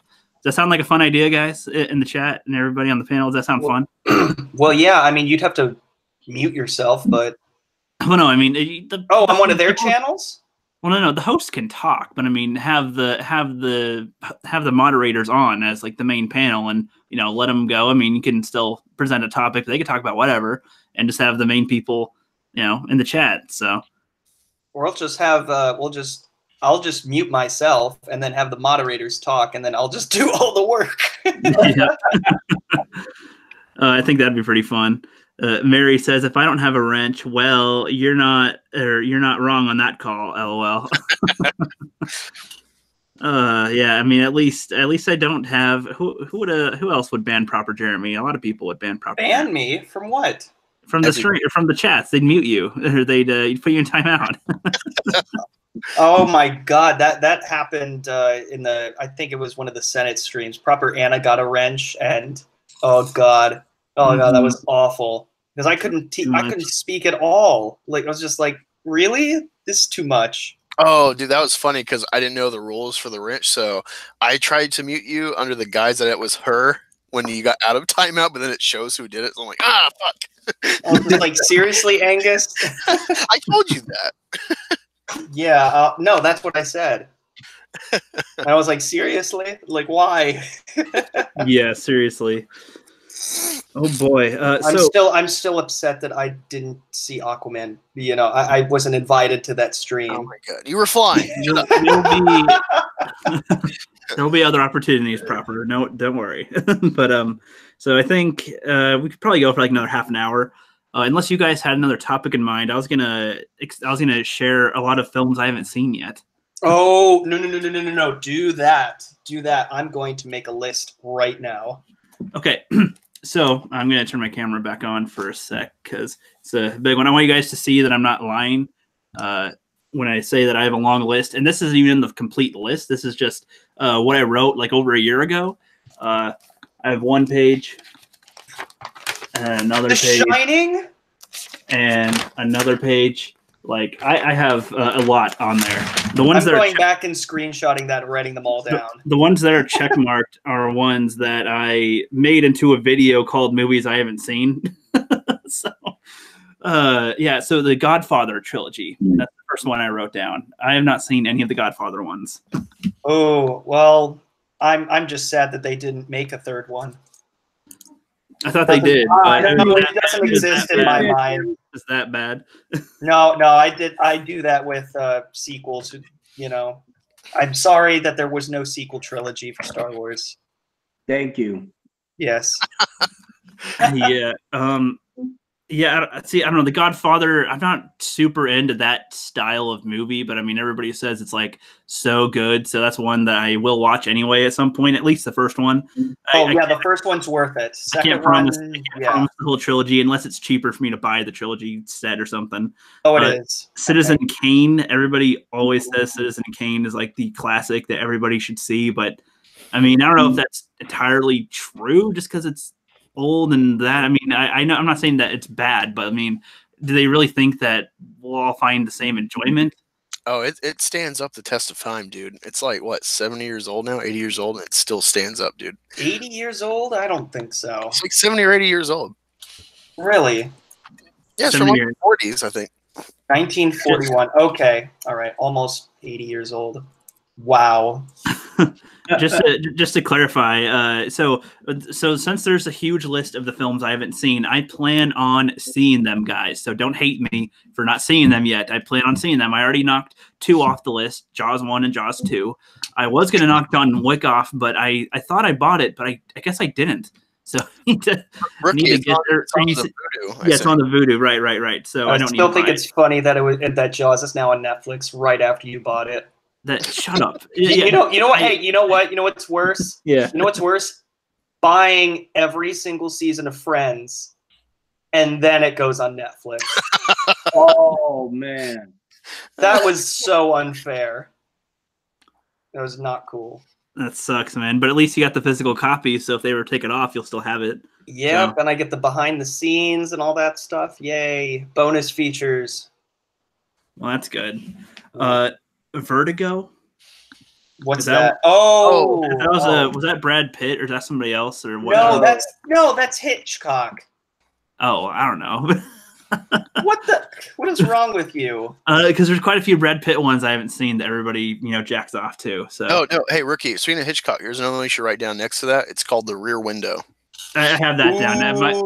My dad suggested that one for me, so I have that on my list to watch. Is that the one where he sees the dead guy across the street or something, and they're like, "Oh no, what do we do?" And he's like, "Cripple," but I don't know. Yeah. I also saw the Shia LaBeouf version practically, which wasn't good. Disturbia. I assumed that was kind of a riff of Rear Window, but a little bit. But I didn't know what that was called at the time either. So, a Psycho, the original Psycho. No. I've seen every meme of Psycho though, so I don't know what I'll really get from the film watching it. But did you already know? Has it been spoiled entirely for you? Well, yeah, and if anybody in the chat hasn't seen it, I'm sorry, but it's like that he's the killer and he's the creepy mom chick or something, and dude, I don't know. That was one of the few movies I didn't get spoiled. Oh, really? Yeah, oh. I was so happy. I was so happy that I actually got to watch it for the first time. Except the only thing is, it was the remake with Vince Vaughn. That was kind of a bummer, but I mean, it's still basically the same thing. I heard. What was that? Flipp Doubt says everyone else got to hit the Twitter, catch up, and hit that bed. He's typing all gangster, which is kind of funny because it's Flip, and I'm trying to picture him talking like that. Yo, got to hit the Twitter, catch up, and hit that bed. Night all, and congrats on the 500 Rook. Bye, guys and ladies. Thanks, man. That's funny. Oh, Ricky, I know a watch party movie you should do because you're white. You should do 8 Mile. I've seen 8 Mile, actually. I've seen 8 Mile. Watch party. Oh, that would be a fun watch party. I know some of the rhymes. Everybody in the 313, keep your motherfucking hands up and follow me. Yeah. I honestly thought Scary Movie 3 was better. Up. Notice that this man did not have his hands up. No, all these dudes up in here, except for these bitches. Like, oh wow, I know that stuff. That stuff is fun. Have either of you guys seen the beginning of Scary Movie 3? That's kind of a rip off of that. I think I watched. I watched all the Scary Movie ones in like middle-ish high school with at least 1 through 4, I think, or 1 through 3, 1 through 4. I don't remember. Yeah, well, the same thing happens, and then he's like wearing a white hoodie, and then he like puts the hoodie up, and it looks like, like he's a Klansman, and then everyone in the crowd like freaks out. Yeah. I just watched that to see if like it was still funny as an adult. I'm like, it clearly aged itself. A little bit. I still think the beginning of Scary Movie 4 was amazing. That's just me though. I thought it was great. Where it's like I think it's Shaq and Dr. Phil and Saw. Can't make a bet.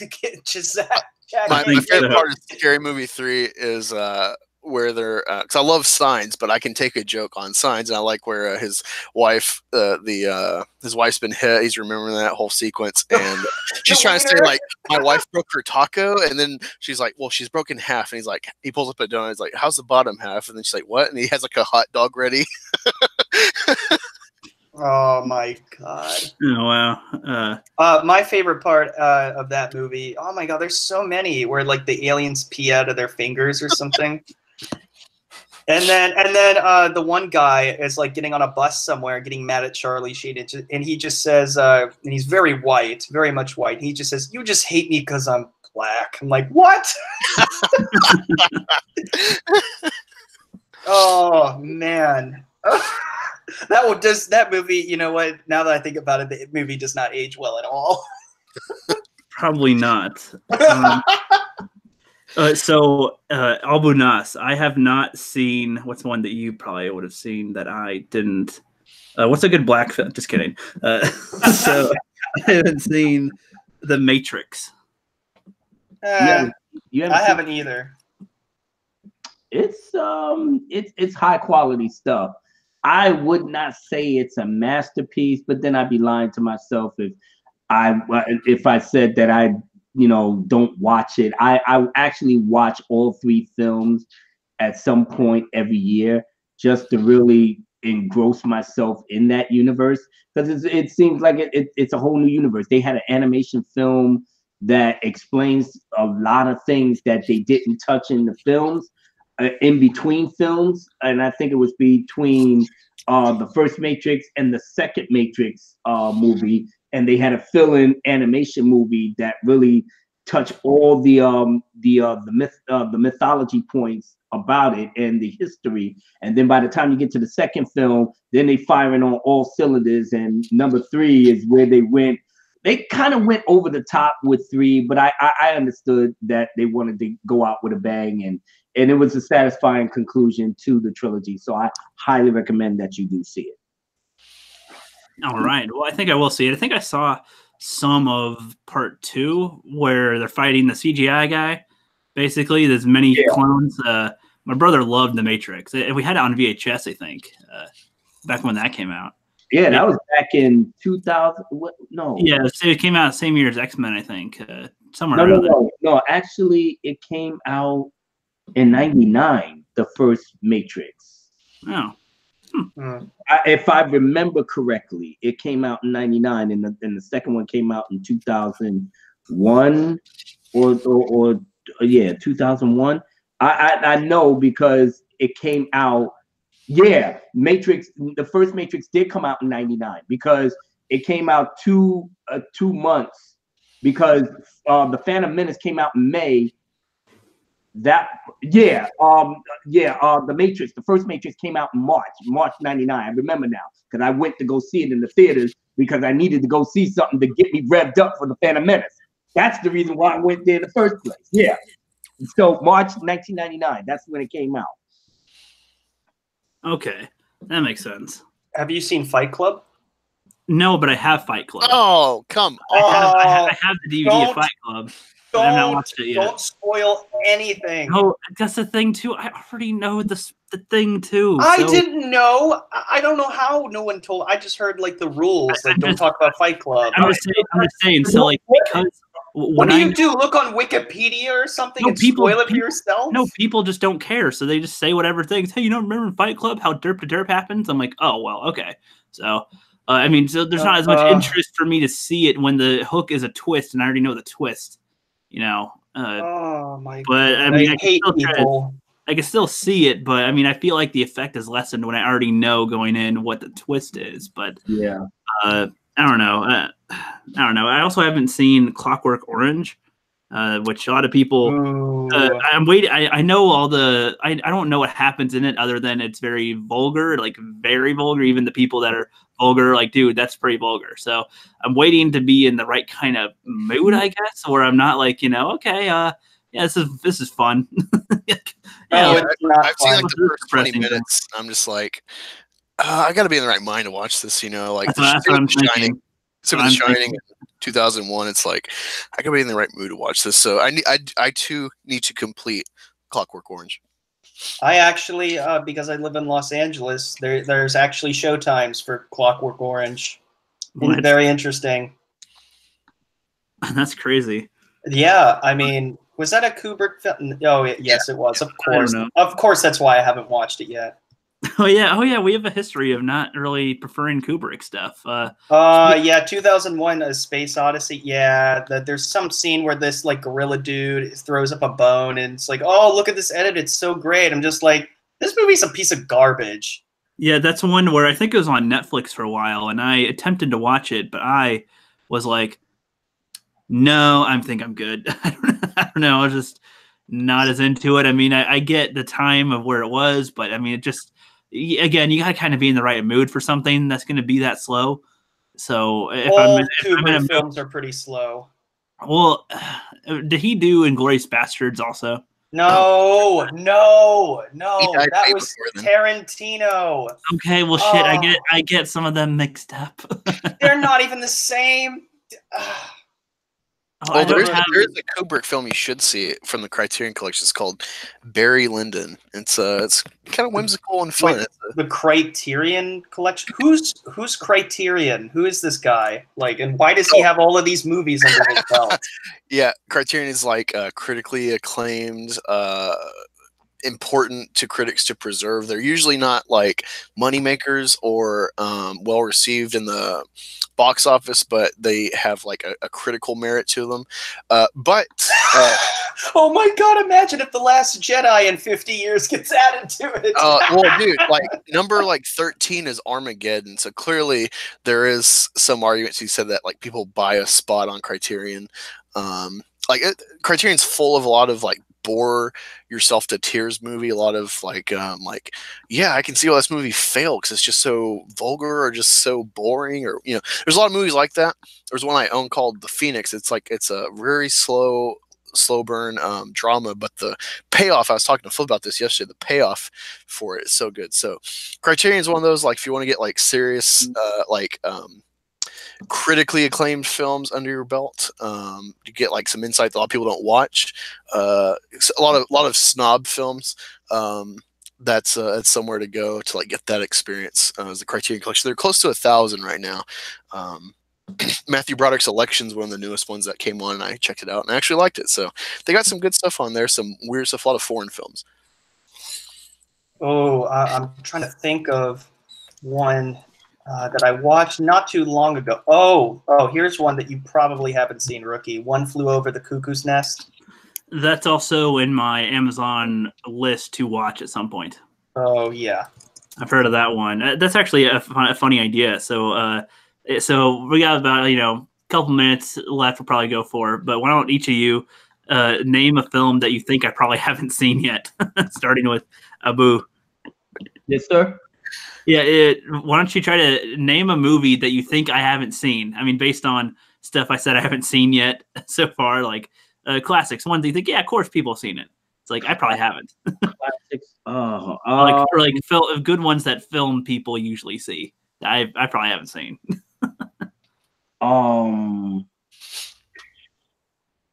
It would be hard. I would, because I mean, I don't call myself a film buff necessarily. It's a matter of me actually catching the movie that I either am channel surfing or somebody just put me onto it. I would say the Omega Man. Mega Man? Oh, the remake. That was I Am Legend, right? Yes, that's where I Am Legend got that from. It's the Omega Man. Yeah, based on the book. I have seen I Am Legend. Okay, well, that's pretty much a ripoff of a 1970, either 75 or 76 movie called The Omega Man, starring Charlton Heston. Yeah. Okay. No, I have not seen that one yet. No. Yeah, absolutely one of my favorite ones outside of Charlton Heston playing in Planet of the Apes and the sequel to it. But the Omega Man kind of freaked me out when I saw it, but I was a little kid back then. So but it aged well in terms of the science fiction aspect of it. And I maybe you might like that. All right. Well, I'll write that one down to add to the list because I have so many to see.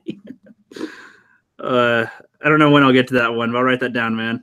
Yeah, I'm a 70s child, so everything else outside of the 70s is I kind of draw a blank on, I gotcha. And it makes sense, man.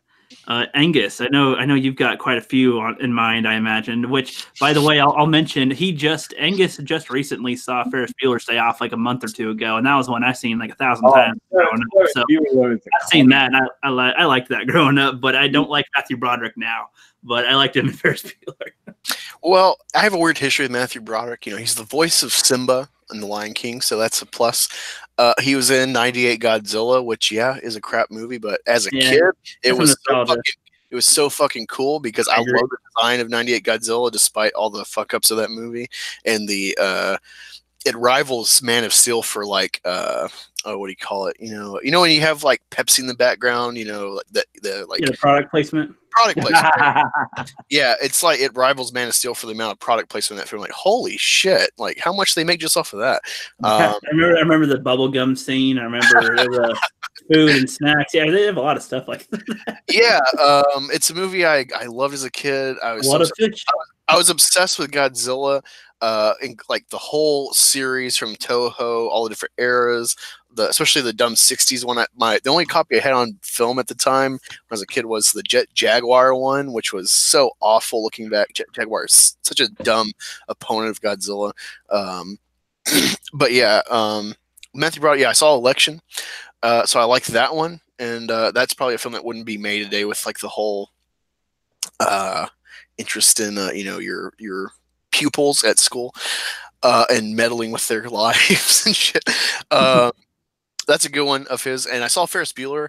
I liked it. Okay, it's good enough to go in my collection. It's not as good as like Fast Times at Ridgemont High or Dazed and Confused, but it's adequate. Both movies he's probably not seen. It's adequate, but the whole I hate seeing people like sing to the camera. It always pisses me off. Like when I was a kid, I hated like musical parts of like Disney films, and it's so cringy. And so seeing the first like singing on the float to people and stuff, I'm just like, God, cut this scene out, or like get it over with. This is so awful. The movie's okay. The movie's okay besides this god awful part. Oh. What are you talking about? It's a Beatles song. Now, shake it up, baby. The song is good. The song is good. It's a little cringy. You like the dancing and the little kids going, ah. Well, why is all the black people in one spot just all of a sudden dancing on the stairway? That's the black chorus. That's the chorus. It's not even racist. It's like, wait, what? Like, why is there just a group of black people just like, oh shit, this song's playing. Gotta get to dancing now. It's like, that's weird. Yeah, even the dad shook his booty a little. That was the. But you're supposed to suggest something that I probably haven't seen. Well, once you see The Shining, go watch The Witch. It's one of my favorite films, along with Arrival, with Amy Adams and Hawkeye. And I have that too. I haven't watched that yet. And Saw Gerrera. Yeah, it's a great cast. It's a really cool story. It's like the antithesis of shit like Independence Day. It's like an anti-blockbuster film, and Denis Villeneuve, I think is how you say it. It's like a French name, that director. But dude, that director, just look at his whole lineup. Watch every film in his filmography. Enemy with Jake Gyllenhaal. I think he also did Prisoners with Hugh Jackman and Gyllenhaal. The dude has such a cool insight into film. He's a fresh face and look at filmmaking, both at like a grand scale and at an independent level. So hopefully he'll be someone that's a big game changer. He's supposed to be doing Dune. Never seen Dune, never read it, but I'm excited just with his name attached to it. I would love to see him, or who was the guy? Peter Jackson, or the guy who did Shape of Water and Hellboy. I like to see one of those three do a Star Wars film, even if it's just Guillermo del Toro. Yeah, because we were talking about this before. Like the anthology films are supposed to be, hey, we'll take a chance with these anthology kind of quote unquote throwaway films that don't affect the like main episodic story, where it's like, if you don't like it, you can just kind of ignore it. It's not a big deal, and like, same with Gareth Edwards, where it's like he had a short filmography, but he has a cool look to how he makes film. And then they micromanaged him afterwards with the reshoots. So, yeah, I mean, that's some newer people to watch. Gareth Edwards, the Witch guy. He's supposed to be doing a Rasputin movie, or either Rasputin or Nosferatu remake. Another movie that Rookie probably hasn't seen. Yeah, true. Oh, I got one. I've only seen part of it, just because I just ran out of time one day, but I started it and I liked it. I would need to finish it. Metropolis from like 29. It's like a silent film from, I think, Germany. It is so good. It's so clearly filmed. I know it's like an iconic film. I think not Drunk 3PO, but C-3PO was based off of like a robot person in this film. So it's a very iconic film. Check that one out for sure. Okay, no problem. Proper, I know you've been eagerly waiting to give a suggestion. Why don't you? One. I know you probably got at least three. Name three that you think I haven't seen. Three. I came up with 8 on the top of my head, but I will only do 3 if you really want me to. You could just list whatever you can. Okay. You probably haven't seen Casablanca. Correct. Silence of the Lambs. Correct. The Exorcist. Correct. Taxi Driver. Nope. I've seen the Jimmy Fallon. Is that the same one? No. Whoa. I'm joking. I'm joking. Oh my god, I'm joking. I know it's not the same one. I know there's some classic one where he's some dude from. Robert De Niro. Is that the one where Robert De Niro is like, "You talking to me? You talking to me?" Something like that. Yeah. I haven't seen it, but I know the meme, of course. Yeah, and then there's JFK. Probably not. John Williams composed the music for that, which is interesting. Apollo 13. Is that an older one or a recent one? Oh my god! So no, then. Because there's a few different. Ron Howard, Apollo 13. Ron Howard, Tom Hanks, Kevin Bacon. Apollo movies. Okay, so I don't always know which ones are which and when. This is the good one. I swear. No, because I saw some of like Apollo 18, I think, and I was like, meh. Oh, that was a horror film. No, and I was kind of like, meh, whatever. So. Brokeback Mountain, probably not. Actually, my dad had me watch that. I don't know why. It's one of those movies at his house. Here you go, son. Because he had random movies. He had like Scooby Doo, Ferris Bueller. He had Brokeback Mountain. He had like only the Fellowship section. Only the Fellowship of the Rings of the Lord of the Rings ones. Only that one. He had like the long trailer from Lucy and Ricky or whatever. Basically. Was it 9? Not 9 Lives. Like some big ass family that's not the Brady Bunch. Yours, Mine, and Ours. No, that's not what it was. Oh my god! Oh, Cheaper by the Dozen. No, it was a different one. There was a different one that had a huge family. I don't remember, like the Partridge Family or something. I don't remember, but maybe. All right, I have one more. It's in Lost in Space also. So he had a really weird selection of stuff at his house. But go ahead, man. This is the only musical that I like for the most part, and the only one that I will not skip through the musical sections is Singing in the Rain. No. I've never seen it, and I probably never will. Oh, come on. I'm the guy who hates musicals with a burning passion, probably more than you, and I love that movie. Debbie Reynolds is amazing. Gene, whoever the hell, is great. Everyone's great in that movie. It's amazing.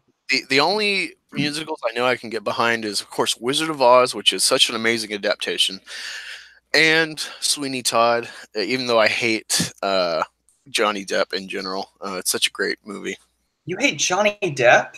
Why? Yeah, I just don't like the fan base around him, like some weird cult. And it's like, I don't see the appeal. It's you know what? I have the same feeling, except for Tim Burton. I don't like his work. I think his claymation things are horrendous, and just I don't know. I don't like claymation except for the Christmas special. I'll do you one better, dude. This is heresy to people, but I watched Beetlejuice Hopeful.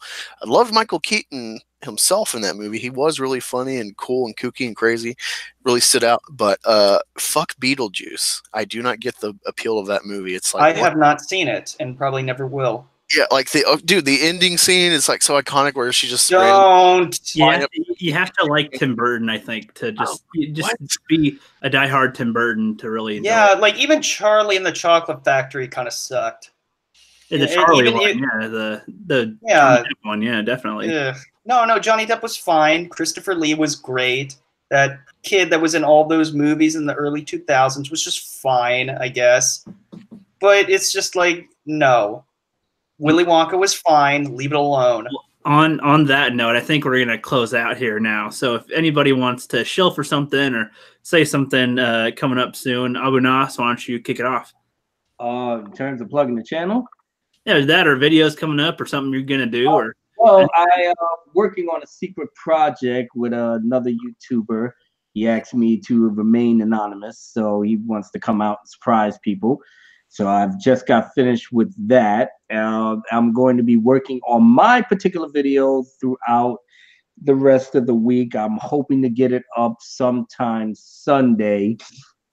And of course, I am going to touch on the Rose Tico and the Disney streaming and all of that. So, yeah, so hang on to your hats. Outside huh? I said, heck yeah. Yeah, so outside of that, I'm also going to be planning my next live stream because I want to try to space those out in between my videos, of course. And that's about it. Just basically counting down. I'm gonna try to do another Game of Thrones stream with Brandon Moyes, Black Angus. I definitely want to hook up with you on that one as well. But I really would like to get Salty down, but he's out on the West Coast, so it's gonna be kind of tricky to just try to juggle the schedules. But I'm hopeful I can try to get him in here maybe sometime either next week or the week after. And other than that, yep, just plugging along and onward and upward to episode 9. Oh yeah. Mary in the chat's like, she's like, oh my gosh, porn talk. Is there nowhere safe for me to go? Tim Christ is saying something, and Hallmark Channel and people in the chat are saying that stuff. I'm sorry, Mary. I'm sorry, Mary. I tried to make it a safe space, but it's just wait, we weren't talking about that. No, she said in the chat. Other people. Well, don't worry, Mary. I'm gonna have a porn special live stream probably next month or so. It's gonna be fantastic. All your favorite porn stars will be there. We're gonna talk about the state of the world, what we need to do to make people love each other even more. It's gonna be fantastic. Love each other even more. Speaking of pornos, proper Jeremy, plug your stuff. I love how you said plug. Pun intended. Pun intended. Indeed. Plug intended. Plug intended, indeed. Tomorrow at 3 p.m. Eastern, so 12 p.m. Pacific, or 1, somewhere around there. Yeah, 12. We'll just say 12. The Rookie and myself, Mary Vidalis, and Flipp Doubt are going to be doing a Jaws 2 live stream watch party. And that's going to be a lot of fun. We're going to comment on the movie. It's on Netflix, and it's the continuation of Rookie Critic's my journey into your journey into a diminishing franchise that should never have been. Indeed, I can already see where it's going to go, but oh my gosh. Well, we'll save the thoughts on the second one for tomorrow, but it's not where that begins quite yet. Right. And Mary's like, I watched people die for this. Yes, many of them. Probably. Definitely. So I guess that leaves the last one, Black Angus. Plug something. Yeah, so I've had most of the script written. I just haven't completed it, but I'll be working on a juicy one. It was initially just titled Why SJWs Love The Last Jedi. I had a light come to me. I'm like, oh my god, this is gonna be perfect. And then I started developing it. I'm like, holy shit, it's actually like 4. It's the 4 reasons why SJWs love The Last Jedi, and it's going to be talking a lot about wrongthink and stuff, and criminalizing people not for their actions but their thoughts. And so it's going to be a great Fandom Minutes video. Please be sure to share it. Get all your SJW buddies and enemies tagged in that. Make sure they see it and cringe and cry. Get your cup of soy boy tears ready to hydrate yourself. It's going to be a good time. Can't wait for it, buddy. It's going to be awesome. Before we close out, though, real quick. So Abu Nas and Angus and everybody. So if you guys all like Game of Thrones in the chat, Living My Rhapsody, she's in the chat right now. Living My Rhapsody is a great Game of Thrones person. Yeah. She hosts Game of Thrones streams quite often. You don't say Game of Strokes. Game of Thrones, I was going to say. That's that porn influence. Let's get it going. So Abu Nas, like if you're talking Game of Thrones, she's definitely an expert on that stuff. And oh my goodness, yeah. Tell her to look at me, look for me on Twitter and look at you, yeah, yeah, the whole bit. Well, let's follow each other, and I'll be down with that. Yeah, season 5 is the next stream. Next Sunday. Next Sunday, can you guys see me in that one? Wait, next Sunday. 5? yeah, we did season 4 on my channel. Did season 3 previous on Moist, so it'll be back on Moist. He has the odd number seasons, so he has season 7, of course, and then we'll probably be flip-flopping back and forth between the episodes of season 8 after they air, going forward after we finish the next 3 seasons of 5 through 7. Okay. But yeah, it's yeah, I'm probably gonna rewatch season 5 just to like be on point, because that's where it really takes off. Yeah, right now for me, I'm finishing up season 1. I'm gonna jump on season 2 because I'm going through everything myself. So I'll be starting on season 2, hopefully, maybe sometime next week. Yeah. But meanwhile, next week on the Rose Tico show, tell me that my sister died for nothing. Listen, Paul, I need for you to get those plans and get those plans now. How in the world did I know that Rey was going to be loving Kylo Ren? I told you to stop chasing that chick. What did I tell you? Supreme Leader Snoke has demanded that everyone in the First Order search for Skywalker. Go away! Don't miss. Abu Nas, you could do like a 5-minute story time where you just give your take on how a Rose Tico show would go, and you voice all the lines, you tell the story. that would sell. I might have to do that next week. Who knows? It makes it so much better with your Boondocks avatar. Yes. Rookie, I have actually 2 points about this Rose Tico thing I forgot to bring up. So with the Disney streaming, an interesting thing, I think there will be a lot of people that are just, families, moms at home with kids, kids that aren't in school yet, and so they drive around in their mom vans, maybe have it hooked up in the back or on their phone with the kids, pacifying with Moana and stuff like we do with my kids, because they love the fuck out of Moana, and I've come to love it more than when I saw it in theaters. So it will make money, no doubt, because it's Disney and they got, all the stuff from their vault to put on there. But also with something that they should be aware of, like how it works for Game of Thrones or Westworld, is that people like me will wait to until like we know the season's about to end, and then we'll get the free subscription for a week or a month and binge it. Like, people binge Netflix shows, binge it and then end your subscription, or pay for 1 month to binge the show you're interested in. So I think there's gonna be a lot of that they're not accounting for. And also with Rose Tico, I was thinking they could have actually made her kind of cool or kind of interesting. Even if you wanted to go the whole Rian Johnson, hey, this is one of my frumpy friends from high school character that he was going for. Just think, you could have made her kind of cool for people, make her the every person. And, you have like the whole ordeal with Rey and Finn or whoever on the Supremacy, have them separated though. And then all of a sudden, like, she's on the ship, but she's like, hey, you never responded to your communicator. So like, we gotta, I got everyone on board to go on like a little, special forces raid. I've masterminded this, and I've come here to save the day. That would have made her kind of cool, kind of redeemed her. So I just thought that was kind of an interesting thing to put out there for people to discuss before we leave. Speaking of interesting things to discuss before we leave, Doritos said, plot twist, Phasma is Mother Tico. Oh. What was it? Doritos or he's Alphamore Dortitos, but I always call him Doritos because I can never pronounce his name properly. Please let me steal that part. Phasma is Mother Tico. I need to use that for my video coming up. Yeah, Mother Tico. Yep, and she's not even Asian, so that's even funnier. Who's the dad in this universe? Oh, Alphamore, get well soon. I'm gonna drop the bomb on the dad part though. Get ready. Yeah. All right. Well, thanks for coming around, guys. Don't forget to sub to the Fandom Collective. I posted that link down in the chat. The Fandom Collective is the unity of the founding fathers of the collective. That is Black Angus Reviews, Sith Kryptonian, Geoff TheIronWolf, Flipp Doubt, and myself.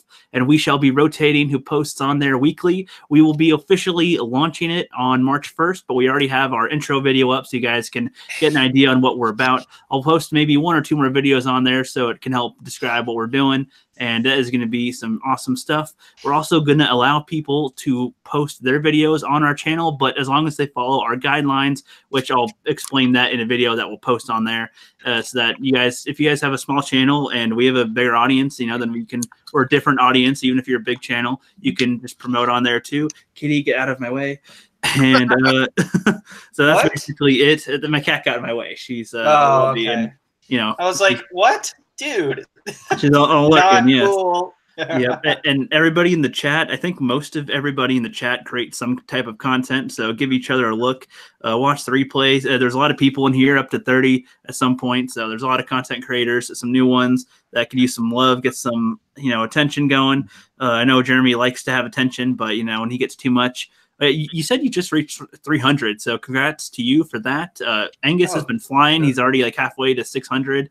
Abu Nas is going to be at like 20,000 in a couple months if he keeps on rapping like this and busting all the rhymes and chill devastating and all that. He's going to be up there real quick, I say. I should hope so. I haven't really budged in terms of my subs, but it's all good though. Like I said, I don't put out enough videos to really get it pumping, but I am going to try to push more for people liking the videos and doing the notifications and stuff. But I am going to be making more videos, but unfortunately for me, I got a day job, and the day job takes a lot out of me in terms of the workload and then traveling back home. But I'm going to do everything I can because, like I said, this is the year where we got to shut this shit down, and I'm going to be putting things into overdrive in the next couple of months. So, yeah, you're going to see a lot of Abu Nas just pretty much everywhere. I agree, man. Good point. Hey, Rookie, I just wanted to tell the chat they may not be aware. I'm not sure if they were on that Geeks and Gamers stream, but crazy shit. So I was bouncing back and forth between like 489 to 496, and it kept fluctuating back and forth. It's like, man, I can't get any progress. And, it's irritating. So you want to hit that 500, you want to hit that next milestone. And it wasn't an intention to get subs, but they're talking about something with Odin, and I joked like, hey, because this was actually a thing I thought about doing, but I thought like, oh, I'm just going to get nothing but hate. So, maybe I won't, because I was watching a Black Panther helmet, Marvel Legends helmet on eBay for $40, which is pretty cheap. And I passed. I'm like, nah, I'm not going to do it. But then they were talking, so I chatted on like, hey, I might buy a Panther helmet and paint it MAGA to trigger the NPC's thoughts. And they not only loved it, they show like, hey, sub to Angus and he will paint a MAGA Black Panther helmet. So they've kind of mandated it from me. And I'm all joy to do it. Whether you like Trump or not, it's great to trigger the SJWs. Yeah, that's something to look forward to. And it's going to be more than just, hey, I got a helmet, I painted it. This is going to be a Black Angus Productions. So get ready. You can kick out the white patriarchy and everything, and all in one video. That's brilliant, man. Can't wait to see that. But thank you, everybody in the chat, for stopping by. Thank you, my panel guests. We will have Bandit Incorporated hopefully next week. Maybe also a different guest as well. I might do 2 Rookie Corner streams next week. We shall see if my work isn't being a douche and call me in when I'm, not trying to work. So we'll see. But thanks for coming by. That's it for tonight, and we will see you guys later.